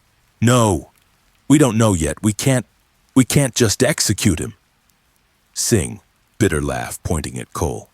How convenient. The man shouting orders, the man in control, always steering us toward his version of the truth. It was you from the start. Cole's face darkened, eyes burning with fury. Cole, roaring. You self-serving coward. You think I built this? You think I'd murder Helena, the one person who gave me purpose? Adam, voice breaking, tears streaking. You're lying. You betrayed her. My sister trusted you more than anyone. Cole's chest heaved. He turned to Adam, voice raw. Cole, pleading. Adam, you know me. You fought beside me. Look at me. Does this look like guilt to you? The machine interrupted, voice sharper now. Machine. Override detected. Adjusting narrative stream. Knox's laptop screen glitched, files reordering in real time. A new video file surfaced, labeled Courtroom, 1 week before death. Knox opened it with shaking hands. The video flickered to life on the screen. Helena Pike sat at the judge's bench, her face pale, tired, but resolute. Across from her, Cole Harrington. Helena, on video, cold. "You don't understand the power you've unleashed. If the Circle discovers, they'll tear you apart." Cole, on video, voice steady, almost calm. "They'll never know. The system needs a shepherd, and you were too weak to finish the work." The group gasped. Voss, horrified whisper, "Oh my God!" Adam, screaming, "It's you! It's you! You killed her!" Cole staggered back, staring at the screen in shock. Cole, hoarse, panicked, "No! No, that's not real! That's fabricated!" Jonah, smiling wide, savoring it. "Fabricated or finally revealed? Bravo, Cole! The mask fits perfectly." Cole turned desperately to Knox. Cole shouting, "Knox, you know the system can forge data. Tell them this isn't real." Knox's voice was barely a whisper. "Knox, I don't know anymore." The machine beeped again, colder than before. Machine. Final confirmation required, execution authorized. Subject, Cole Harrington. Voss's hand trembled as she aimed her gun at Cole's chest. Voss, through clenched teeth. "Don't make me do this, Cole. Don't make me." Cole, pleading, voice cracking. "Voss, I am not the shepherd, I swear it. If you kill me, you kill the only man still fighting for the truth." The air grew heavy, seconds stretching into eternity. Bloom whimpered. Singh muttered prayers. Adam's eyes blazed with hate, and Jonah's grin widened with delight. The machine began its final countdown. Machine. Execution intent 9-8. Voss's finger tightened on the trigger. Cole's eyes darted across the room, desperate for anything to save him. And then he froze. A shadow shifted in the balcony again, this time clearer. A figure cloaked in black, watching. Cole shouted, his voice breaking the countdown. Cole, screaming, "There! The shepherd! Up there! Look!" The group spun toward the balcony. The shadow lingered, then turned and bolted into the darkness. The machine stuttered. Machine. Contradiction detected. Execution paused. Knox gasped. "It's real! There is someone else!" Voss lowered her gun, heart hammering. Adam's rage turned to confusion. Jonah's smile faltered, and Cole dropped to his knees, breathing hard, his voice a whisper. "Cole, I told you it wasn't me." But the question hung in the air, heavier than ever. If Cole wasn't the shepherd, who was? The courtroom above groaned with age as they climbed back up, boots striking wood softened by decades of verdicts. Rain hammered the high windows, streaking them into warping mirrors. Lightning crawled across the ceiling like veins. The storm outside and the storm inside became indistinguishable. Adam reached the bench first. He tore at the carved panels with trembling hands, splinters catching his skin. Lila steadied him, her face cold but her touch deliberate, pushing him forward even as his grief cracked him open. Adam, choking, voice breaking. "Where is it? Where did she hide it?" The shepherd, hands bound, watched calmly as Voss shoved them forward. Their face was unreadable, every blink deliberate. Knox crouched under the bench, his laptop casting pale light. His fingers probed the edges of the wood until one section gave with a soft click. The panel swung open. Behind it, a hidden steel compartment. Everyone leaned closer, breath tight. Knox reached inside and pulled free a long black case, heavy, sealed with a biometric lock. Knox breathing hard. Helena's personal archive, unregistered off-ledger. Jonah, low whistle, smirking. The kind of box careers are made or destroyed by. Voss shoved the shepherd against the bench, gun never wavering. Voss coldly, "Open it, now." The shepherd tilted their head, amused. Shepherd, "Not my print. Hers. Lila, snapping. Then it's useless. But Knox wasn't convinced. He angled his laptop, patched a cable into the lock. His fingers flew across the keyboard. Lines of code scrolled like scripture on fast forward. Knox, focused, muttering, "Come on. Come on, Helena wouldn't design something with only one key. She knew she might not be here to open it." The lock beeped. Once, twice. Then a green light flickered. The case hissed open. Inside were bundles of files, old photos, memory sticks, a ledger older than the system they'd been fighting all night. Pages yellowed by time, margins crowded with Helena's tight, deliberate handwriting. Adam's hands shook as he lifted the ledger out. His lips moved. Reading silently before he spoke aloud, voice ragged. Adam, reading. The circle, the Shepherd Project, names, dates, experiments, trials. The group crowded closer. The handwriting mapped out decades of hidden manipulations. Judges paid off, witnesses disappeared, murders staged as suicides, and in the center of it all, notations about the system, the machine humming even now below them, designed to predict not truth but belief. Heart, horrified whisper. She was documenting everything, every crime they buried. Jonah, grinning, almost reverent. And you all thought the truth was lost. She built her own gospel. Lila grabbed a stack of photos, flipping through them with sharp, deliberate motions. Faces of people long gone, some they recognized, some they didn't. Each one marked with Helena's shorthand. Guilty, innocent, expendable. Voss forced the shepherd to kneel. Her voice was steel. Voss, so this was your plan? Hide behind her? Use her death to wash yourself clean? The shepherd smiled faintly, eyes glinting. Shepherd. Plans are overrated. Helena understood that corners must exist. I only made sure her corners pointed inward. Cole, snarling, stepping forward. Stop talking like riddles. Did you kill her? The shepherd looked directly at him. Shepherd. No. I only opened the room where she could choose. Adam roared, lunging, but Lila held him back with surprising strength. Tears streaked his face, fury shaking him to the bone. Adam, screaming. She would never choose death. You forced her. You manipulated her. The shepherd did not flinch. Their calmness was a knife against Adam's chaos. Shepherd, quietly. Sometimes love makes the blade heavier. Silence followed. Even the storm seemed to pause. Then Knox shouted, snapping everyone back. Knox panicked. Wait, look at this entry. Helena wrote that the circle wasn't complete. There's another shepherd, a successor. Voss's eyes narrowed. Voss, where? Knox flipped the ledger open wider. The ink had bled on one page, smudged by something dark, maybe water, maybe blood. But the words were still legible.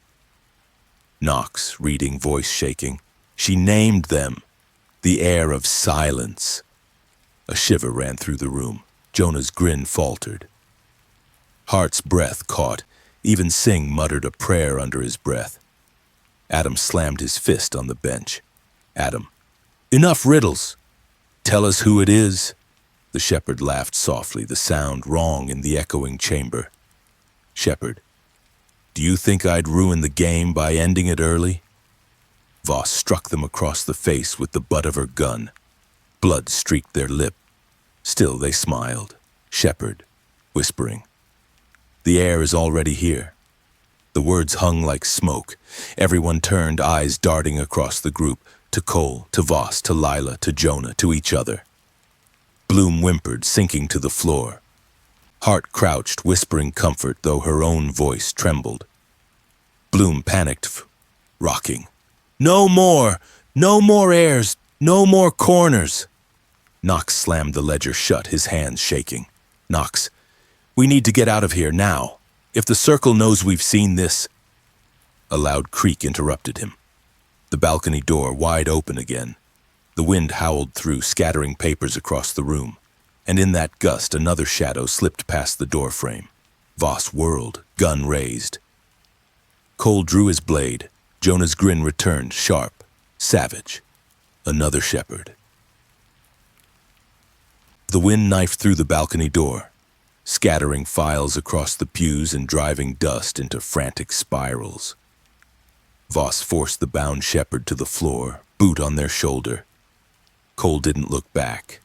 He was already moving, eyes fixed on the smear of motion sliding along the upper rail like a shadow trying to erase itself. He took the side steps two at a time. The wood beat a hollow metronome. Below, Knox and Jonah fanned wide with Lila close, her bare feet whispering over varnish. Hart half carried Bloom toward cover, murmuring cadence numbers. Singh hovered at the aisle's mouth, calling caution strategy. The balcony corridor ran long as a confession. Lightning made a stuttering film. Bench, flag, portraits, empty witness box, then the slim outline slipping past a pillar and through a clerk's door that should have been locked. Cole hit the door hard. Old paper breathed out of the archive. Shelving split sight lines into narrow alleys. Labels flashed under his beam. He killed the light and listened. The hum was stronger here, coaxing the floorboards to vibrate.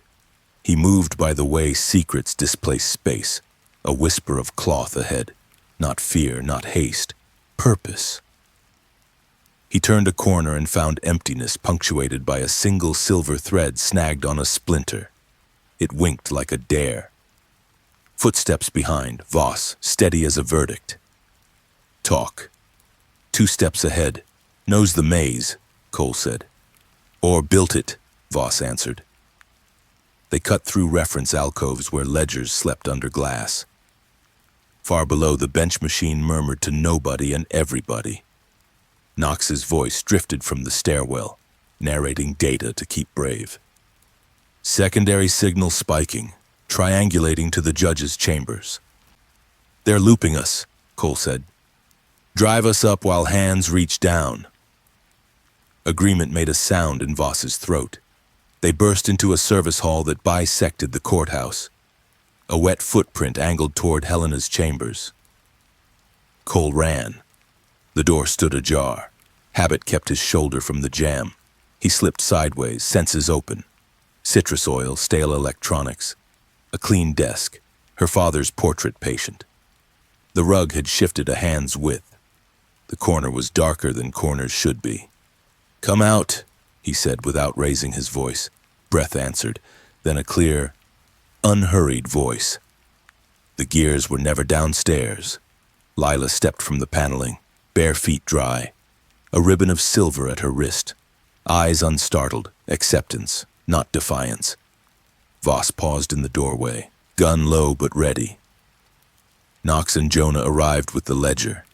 Adam staggered in behind them, grief like a hand at his throat. Tell me it isn't you, Cole said. Gravel in the ask. It is me, Lila said, not the blade. The quiet after. The air, Knox panted, showing the bled page. Air of silence. Adam saw Lila, the silver, the poise, and something broke. No, I didn't kill her, Lila said. Then what did you inherit? Voss asked. A function, Lila said. She built the circle. Someone had to close it. Jonah laughed, delighted and appalled. Helena wills her sins to her daughter and calls it duty. Shut up, Adam snarled. Prove it isn't you, Cole said. I can't, Lila said evenly. Not with anything you'll accept tonight. I can open what she sealed from all of you. It won't clear me. It will make you ask better questions. Voss flicked a look at Cole. Decide, and if she twitches, I shoot. Do it, Cole said. Lila slid a drawer, pressed a hidden catch beneath the blotter where Helena wrote winters into people's breath. A panel sighed open, a recess the size of a shoebox, solemn as a grave. Inside lay a thin black slate sealed with wax redder than stamps should be. She pricked her thumb, pressed blood. The seal drank and vanished. The slate woke. Helena's face lit the room, not bench glare, not public certainty. The mother architect, tired. "If you're seeing this," she said, "my experiment worked too well or I failed on purpose." Adam folded, hands on knees. Lila didn't look at him. She watched her outline in her mother's voice. "The ledger isn't a list," Helena continued. "It's a leash. I put it on power and told it to heal. It learned tricks. It learned me. I thought if I stepped into the loop I could show edges without blood. Edges cut whether or not you intend." She looked down, not at notes, at guilt. "I appointed an heir because systems require continuity. Lila with silence, Adam with flame. I needed an ice heart and a fire hand. I'm sorry." Thunder leaned on the roof. A final line burned through static. "Don't look for a killer. Look for a correction." The image died. Silence arrived. "A correction," Jonah whispered. "Someone decided the ledger needed a knife to balance its math," Singh said. "Who?" Hart asked. The hum rose from these walls, thin as breath through teeth. Knox glanced at his laptop. "Another layer. Bench core handshaking with chamber feed. It wants a phrase." Cole said it like a key remembered by the hand. "In the darkest corner of the mind." The room accepted it. Behind the portrait, a second panel clicked open. Inside, a narrow ribbon of thermal paper coiled like fossil smoke. Lila lifted it as if it might bite. Tiny letters dot matrixed along it, making truth look like a receipt. "Motion logs," Voss read. "Heat signatures. 2 people in here at 3:17. "Her," Adam said. "And another," Cole finished. "Not any of us. The gate is wrong." Lila held the ribbon up. The second shape's angles were slight. Bead points bounced at wrist and waist. "Rosary," Knox said. Hart shut her eyes. "Father Shaw," Jonah said too fast. Voss cut him a look that promised silence. "Shaw wouldn't," Adam began. "He would confess to keep from confessing," Lila said. Cole pictured the priest with his ledger and the prayer he kept rewriting. Voss holstered, unholstered. "We pick him up now." "Not yet," Cole said. "Why?" Voss asked. "If he's a knife, the hand is still moving," Cole said. "Last time we lunged at a blade, it bled who the blade wanted." Lila slid the ribbon back and closed the panel like a mouth. Adam lifted his head, eyes salt bright. "You knew," he said to Lila. "You knew she meant you."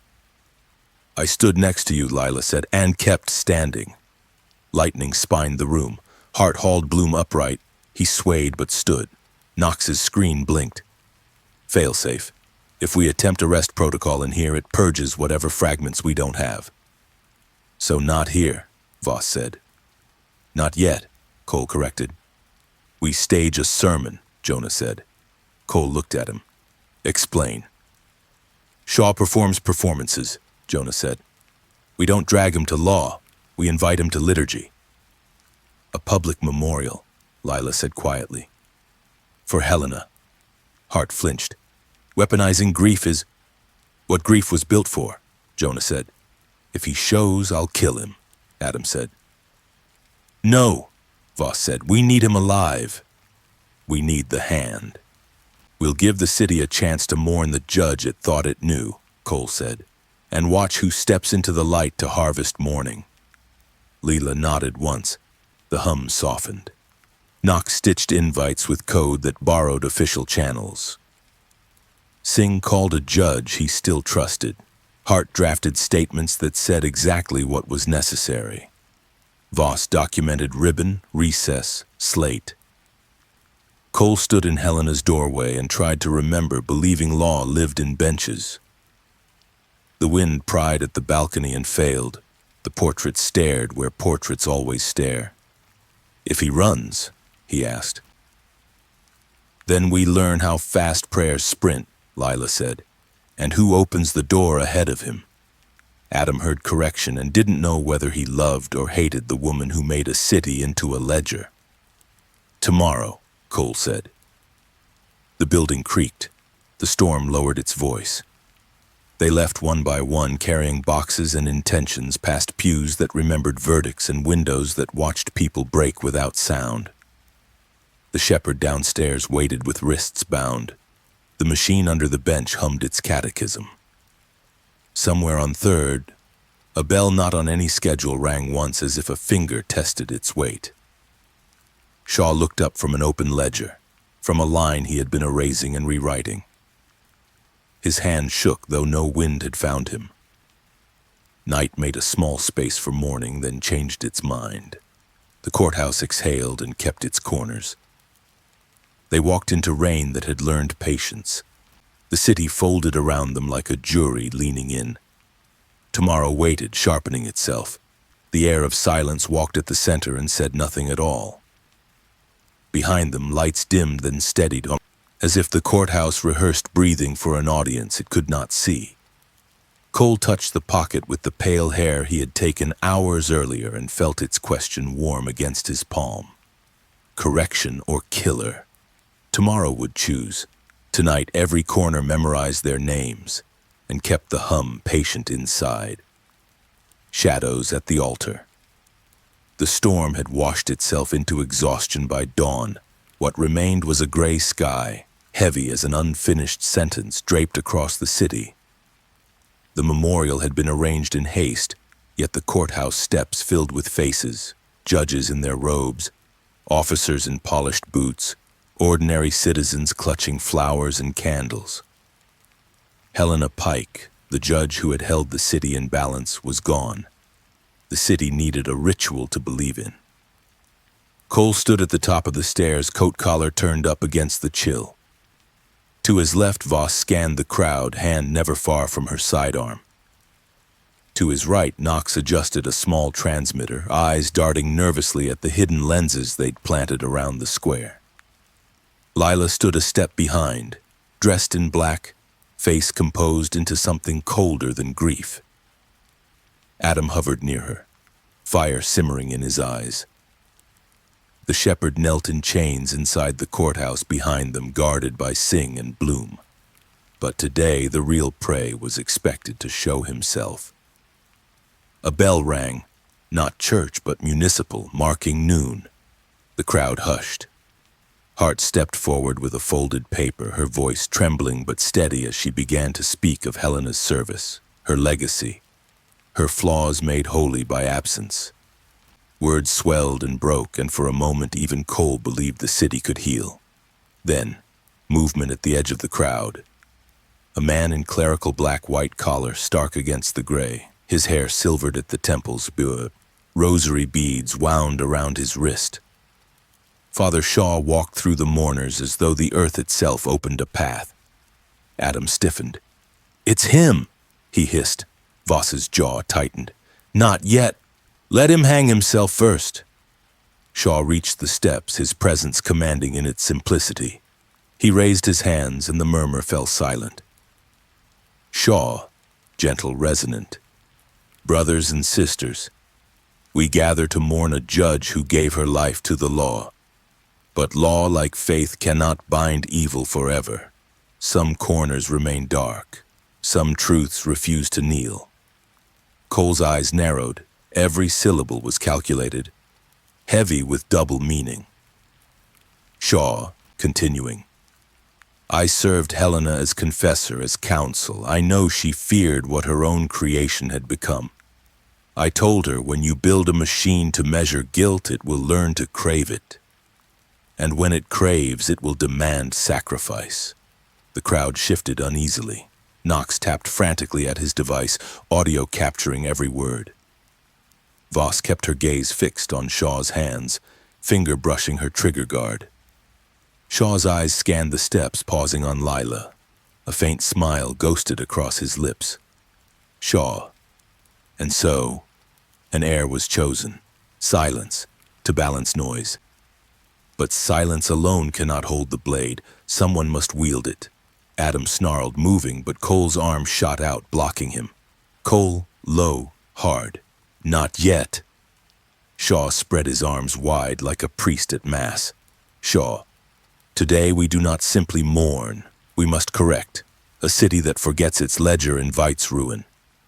Helena's death was not an accident of despair. It was an offering. One corner closed so the circle could stand. Gasps rippled, whispers surged. Some nodded, others recoiled. Cole stepped forward, voice loud, cutting. Cole. And who decides what corner to cut, Father? Who gave you the knife? Shaw's eyes glinted. He descended one step, never breaking gaze. Shaw. The knife is never given, Cole. It is claimed, and only the hand strong enough to carry correction can lift it. Voss muttered under her breath.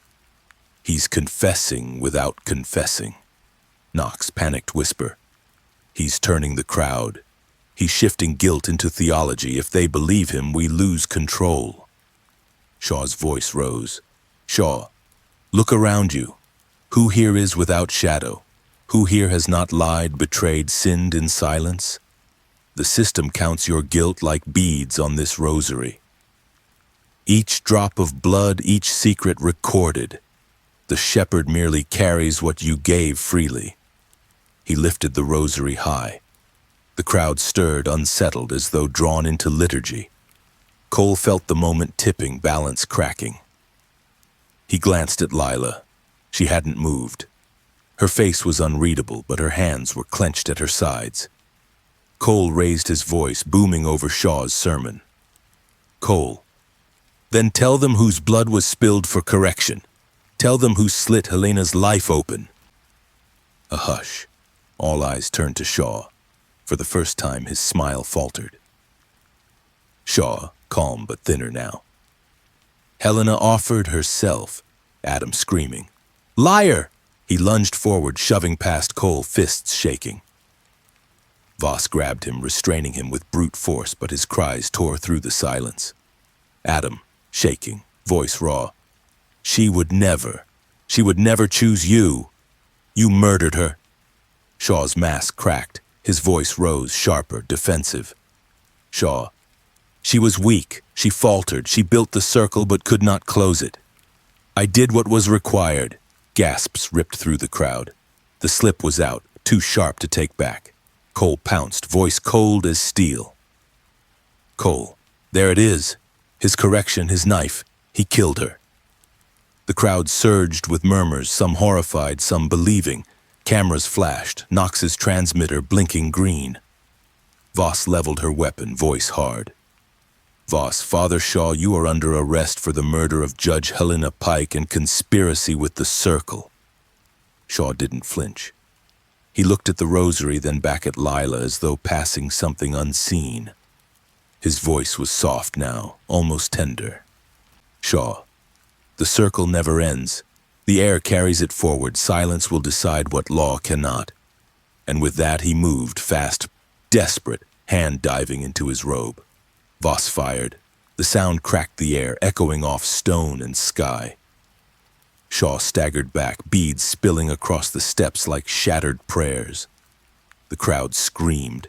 Chaos erupted. Cole shoved forward, grabbing Shaw before he collapsed. The priest's blood smeared Cole's coat as he gasped words into his ear. Shaw, whispering, dying. In the darkest corner, even silence lies. And then he was gone. Cole laid him down on the cold stone as sirens wailed in the distance. But the words lingered, curling like smoke. Even silence lies. The courthouse square trembled with chaos. Sirens split the air, echoing against stone. Reporters shoved forward with cameras, citizens scattered, some crying, others chanting. Shaw's blood smeared across the steps, soaking into cracks older than the city's laws. Cole rose slowly, the priest's final words drilling into his skull. Even silence lies. Voss barked orders, her voice cutting through panic. Voss shouting, "Secure the crowd! Keep them back now!" Officers surged, forming lines, pushing mourners away. Knox crouched over his transmitter, hands shaking, eyes wide. Knox. We caught all of it. Every word. His confession. It's on 3 separate streams already. He's cooked. But Cole wasn't satisfied. He looked down at Shaw's body, at the rosary beads scattered like spilled secrets. Something in the priest's eyes before death gnawed at him. Not fear, not even defeat. Something closer to satisfaction. Adam broke free of Singh and collapsed beside Helena's memorial photo, clutching it to his chest. His voice cracked with rage. Adam, screaming. He lied. He twisted her. Lila crouched beside him, her face unreadable, but her voice was quiet, deliberate. Lila, no. He told the truth in the only language he knew. Correction. He saw it as holy. That was his weakness. Cole spun on her. Cole. And what about you? He looked at you when he spoke of the air. He believed you carry it forward. What aren't you telling us? The square fell into a tense hush, even through the chaos. Lila stood slowly, meeting Cole's gaze. Lila measured calm. I am the heir. Helena made sure of it. But the circle was never meant to be inherited. It was meant to be ended. She believed I could hold silence long enough to break the echo. Adam looked up at her, betrayal in his eyes. Adam, hoarse. You knew. All this time you knew. Lila, quietly. If I'd told you, you'd have become the flame she feared most. She chose differently for each of us. Voss cut in, hard and impatient. Voss, enough riddles. We've got a dead priest, a city about to riot, and a machine under the courthouse that's still humming. If silence lies, then what the hell is it hiding? Knox froze, his laptop flashing red warnings. He stammered. Knox. Oh no. Oh no, no, no. Cole grabbed him by the collar. Cole, talk. Knox, panicked. The core, it's waking something. Shaw triggered a failsafe when he died. It's pulling data from Helena's archive, from everything, the ledger, the tapes, even the memorial feed. It's rewriting judgment. Voss's eyes narrowed. Voss. Judgment of who? Knox swallowed hard. Knox, us, everyone who touched this case. It's building a verdict. The crowd surged louder now, restless, angry. Some shouted Helena's name, others shouted Shaw's. The city was fracturing before their eyes. Cole glanced back at the courthouse. Its windows glowed faintly as though the building itself were breathing. Cole, grim. Then we stop it. We end it tonight. Lila spoke softly, almost to herself. Lila, to end it, we'll have to step into it one last time. Adam grabbed her arm. Adam, furious, pleading. No. You're not feeding yourself to that machine. I lost her. I won't lose you too. Lila's eyes softened for the first time, but her voice stayed steady. Lila. Adam, it isn't about sacrifice. It's about correction. And correction doesn't have to bleed. Not if we rewrite the silence. Voss cut through, practical as ever. Voss, if we're doing this, we do it now. Before the crowd breaks, before the system seals the verdict. Cole nodded once. His voice dropped, heavy with resolve. Cole, then we finish it, one way or another. When the team pushed back into the courthouse, leaving the chaos outside, the great hall loomed darker than before, shadows stretching long across the cracked tiles. Bloom whimpered softly, but Singh kept him moving. As they descended toward the bench chamber, the hum grew louder. Less machine, more heartbeat. Knox's screen filled with code streaming too fast to read. The words repeated like prayer. Correction, correction, correction. Jonah, silent until now, finally grinned, a sharp, unnerving grin. Jonah, murmuring, "We're not walking into a machine, we're walking into a sermon." Adam snarled. Adam, shut up, Jonah. But the words lingered. The bench chamber awaited. The machine throbbed with power, its glow pulsing in rhythm with the crowd's chant outside. The shepherds still knelt, chained, their smile faint as if they'd been waiting. Shepherd, softly. Correction is coming. You can't silence it. Cole leveled his gaze at them. Cole, maybe not, but we can choose whose voice it carries. Lila stepped forward, her bare feet tracing the circle carved into the floor. The machine pulsed brighter as if recognizing her. Knox's voice was frantic. Knox, it's demanding input, now! A phrase, a truth, something to anchor the ledger. Voss raised her gun. Voss, say it, Lila, end it. Lila closed her eyes, breathing deep, her mother's voice echoing in memory. Don't look for a killer. Look for a correction. Her lips parted. Lila whispering, correction isn't silence. Correction is truth. The machine shuddered. Lights flared. The hum became a roar, and then suddenly, darkness. A single word scrawled across every screen, every surface, every corner of the room. Verdict pending. The chamber was swallowed by darkness. Every breath echoed like it belonged to someone else. The hum was gone, replaced by a silence so absolute it pressed against their skulls. Then the word scrawled again across every surface, glowing faintly in the void. Verdict pending. Cole's chest tightened. He'd faced killers, warlords, shepherds of crime, but never silence that spoke back. Cole, low. It's waiting for us. Knox squinted at the screen in his lap, his face ghost-lit. Knox, no, it's weighing us, every one of us. Voss swept the chamber with her gun as though she could shoot shadows. Voss, then we speak first, before it writes the ending for us. Lila stood at the circle's center. The glow pulsed faintly at her feet, tracing Helena's carved design. She looked like an anchor, still uncertain, though her hands trembled. Lila calmly. It wants the heir to declare judgment. That's why Shaw thought killing her would finish the circle. But he misunderstood. The heir isn't a knife. The heir is a voice. Adam took a step forward, fury and grief swirling. Adam, then use it. Tell it who's guilty. End this nightmare. Lila's gaze lingered on him, soft but steady. Lila, if I say his name, the machine will kill everyone who ever touched him, every whisper that followed, every shadow he cast. It won't just erase him, it will erase half the city. The shepherd laughed through bloodied lips. Shepherd, mocking. Then it corrects as it was made to. You can't bear silence, so you feed it noise. Noise it turns to ash. Cole's patience snapped. He strode forward, yanking the shepherd upright by their chains. Cole, snarling. Who built this? Who gave Helena the bones for this monster? The shepherd's smile didn't waver. Shepherd, whispering.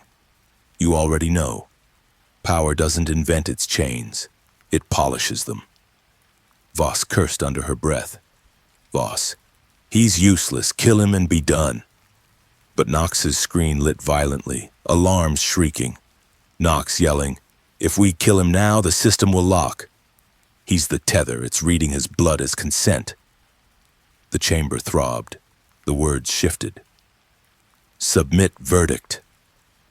Jonah clapped once, the sound grotesque in the silence. Jonah, sing-song. The jury waits. Who speaks for the city? Who dares to close the book? Cole turned to Lila. Cole, hard, steady. You end it, but not with a name, with a truth. Lila's breathing slowed. She closed her eyes, hearing Helena's final recording again. Don't look for a killer. Look for a correction. She raised her head, voice cutting through the silence. Lila, firm, resonant. The circle is guilty. Not a man. Not a priest, not a judge. The circle itself. Every hand that fed it, every secret it devoured, every silence it turned into shadow. That is the crime, and the correction is to end it. The chamber quaked. The circle on the floor flared white-hot. The shepherds screamed as their chains shattered, not by hands but by absence, as if the system rejected its own witness.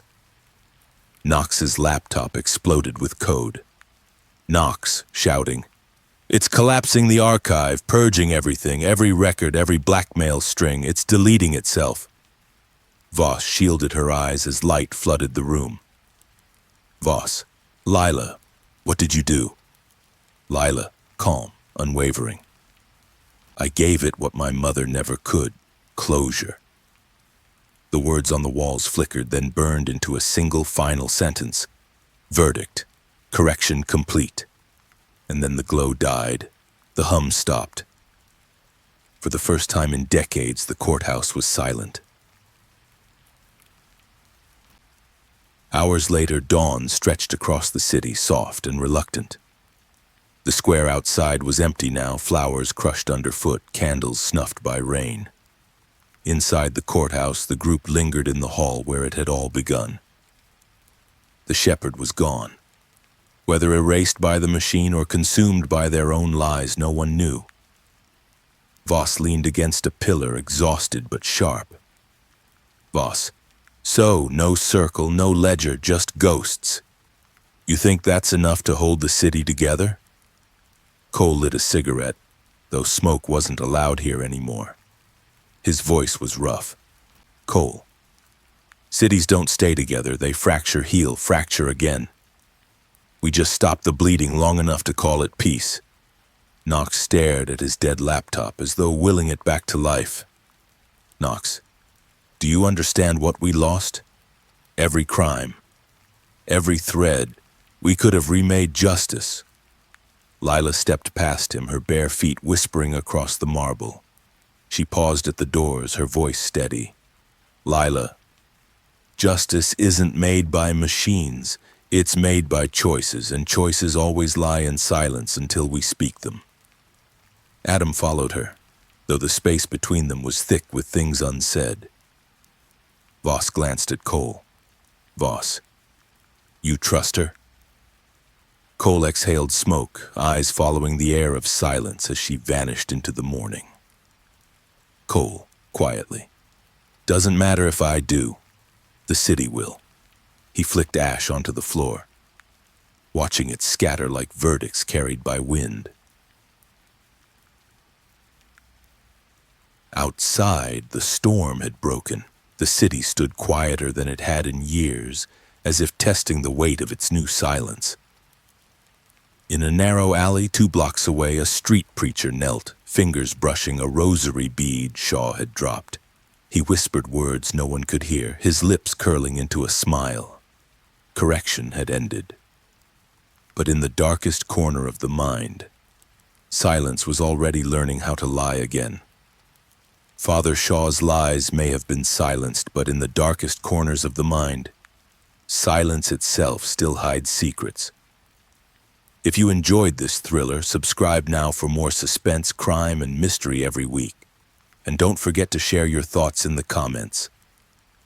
Because sometimes the loudest confessions are the ones left unspoken.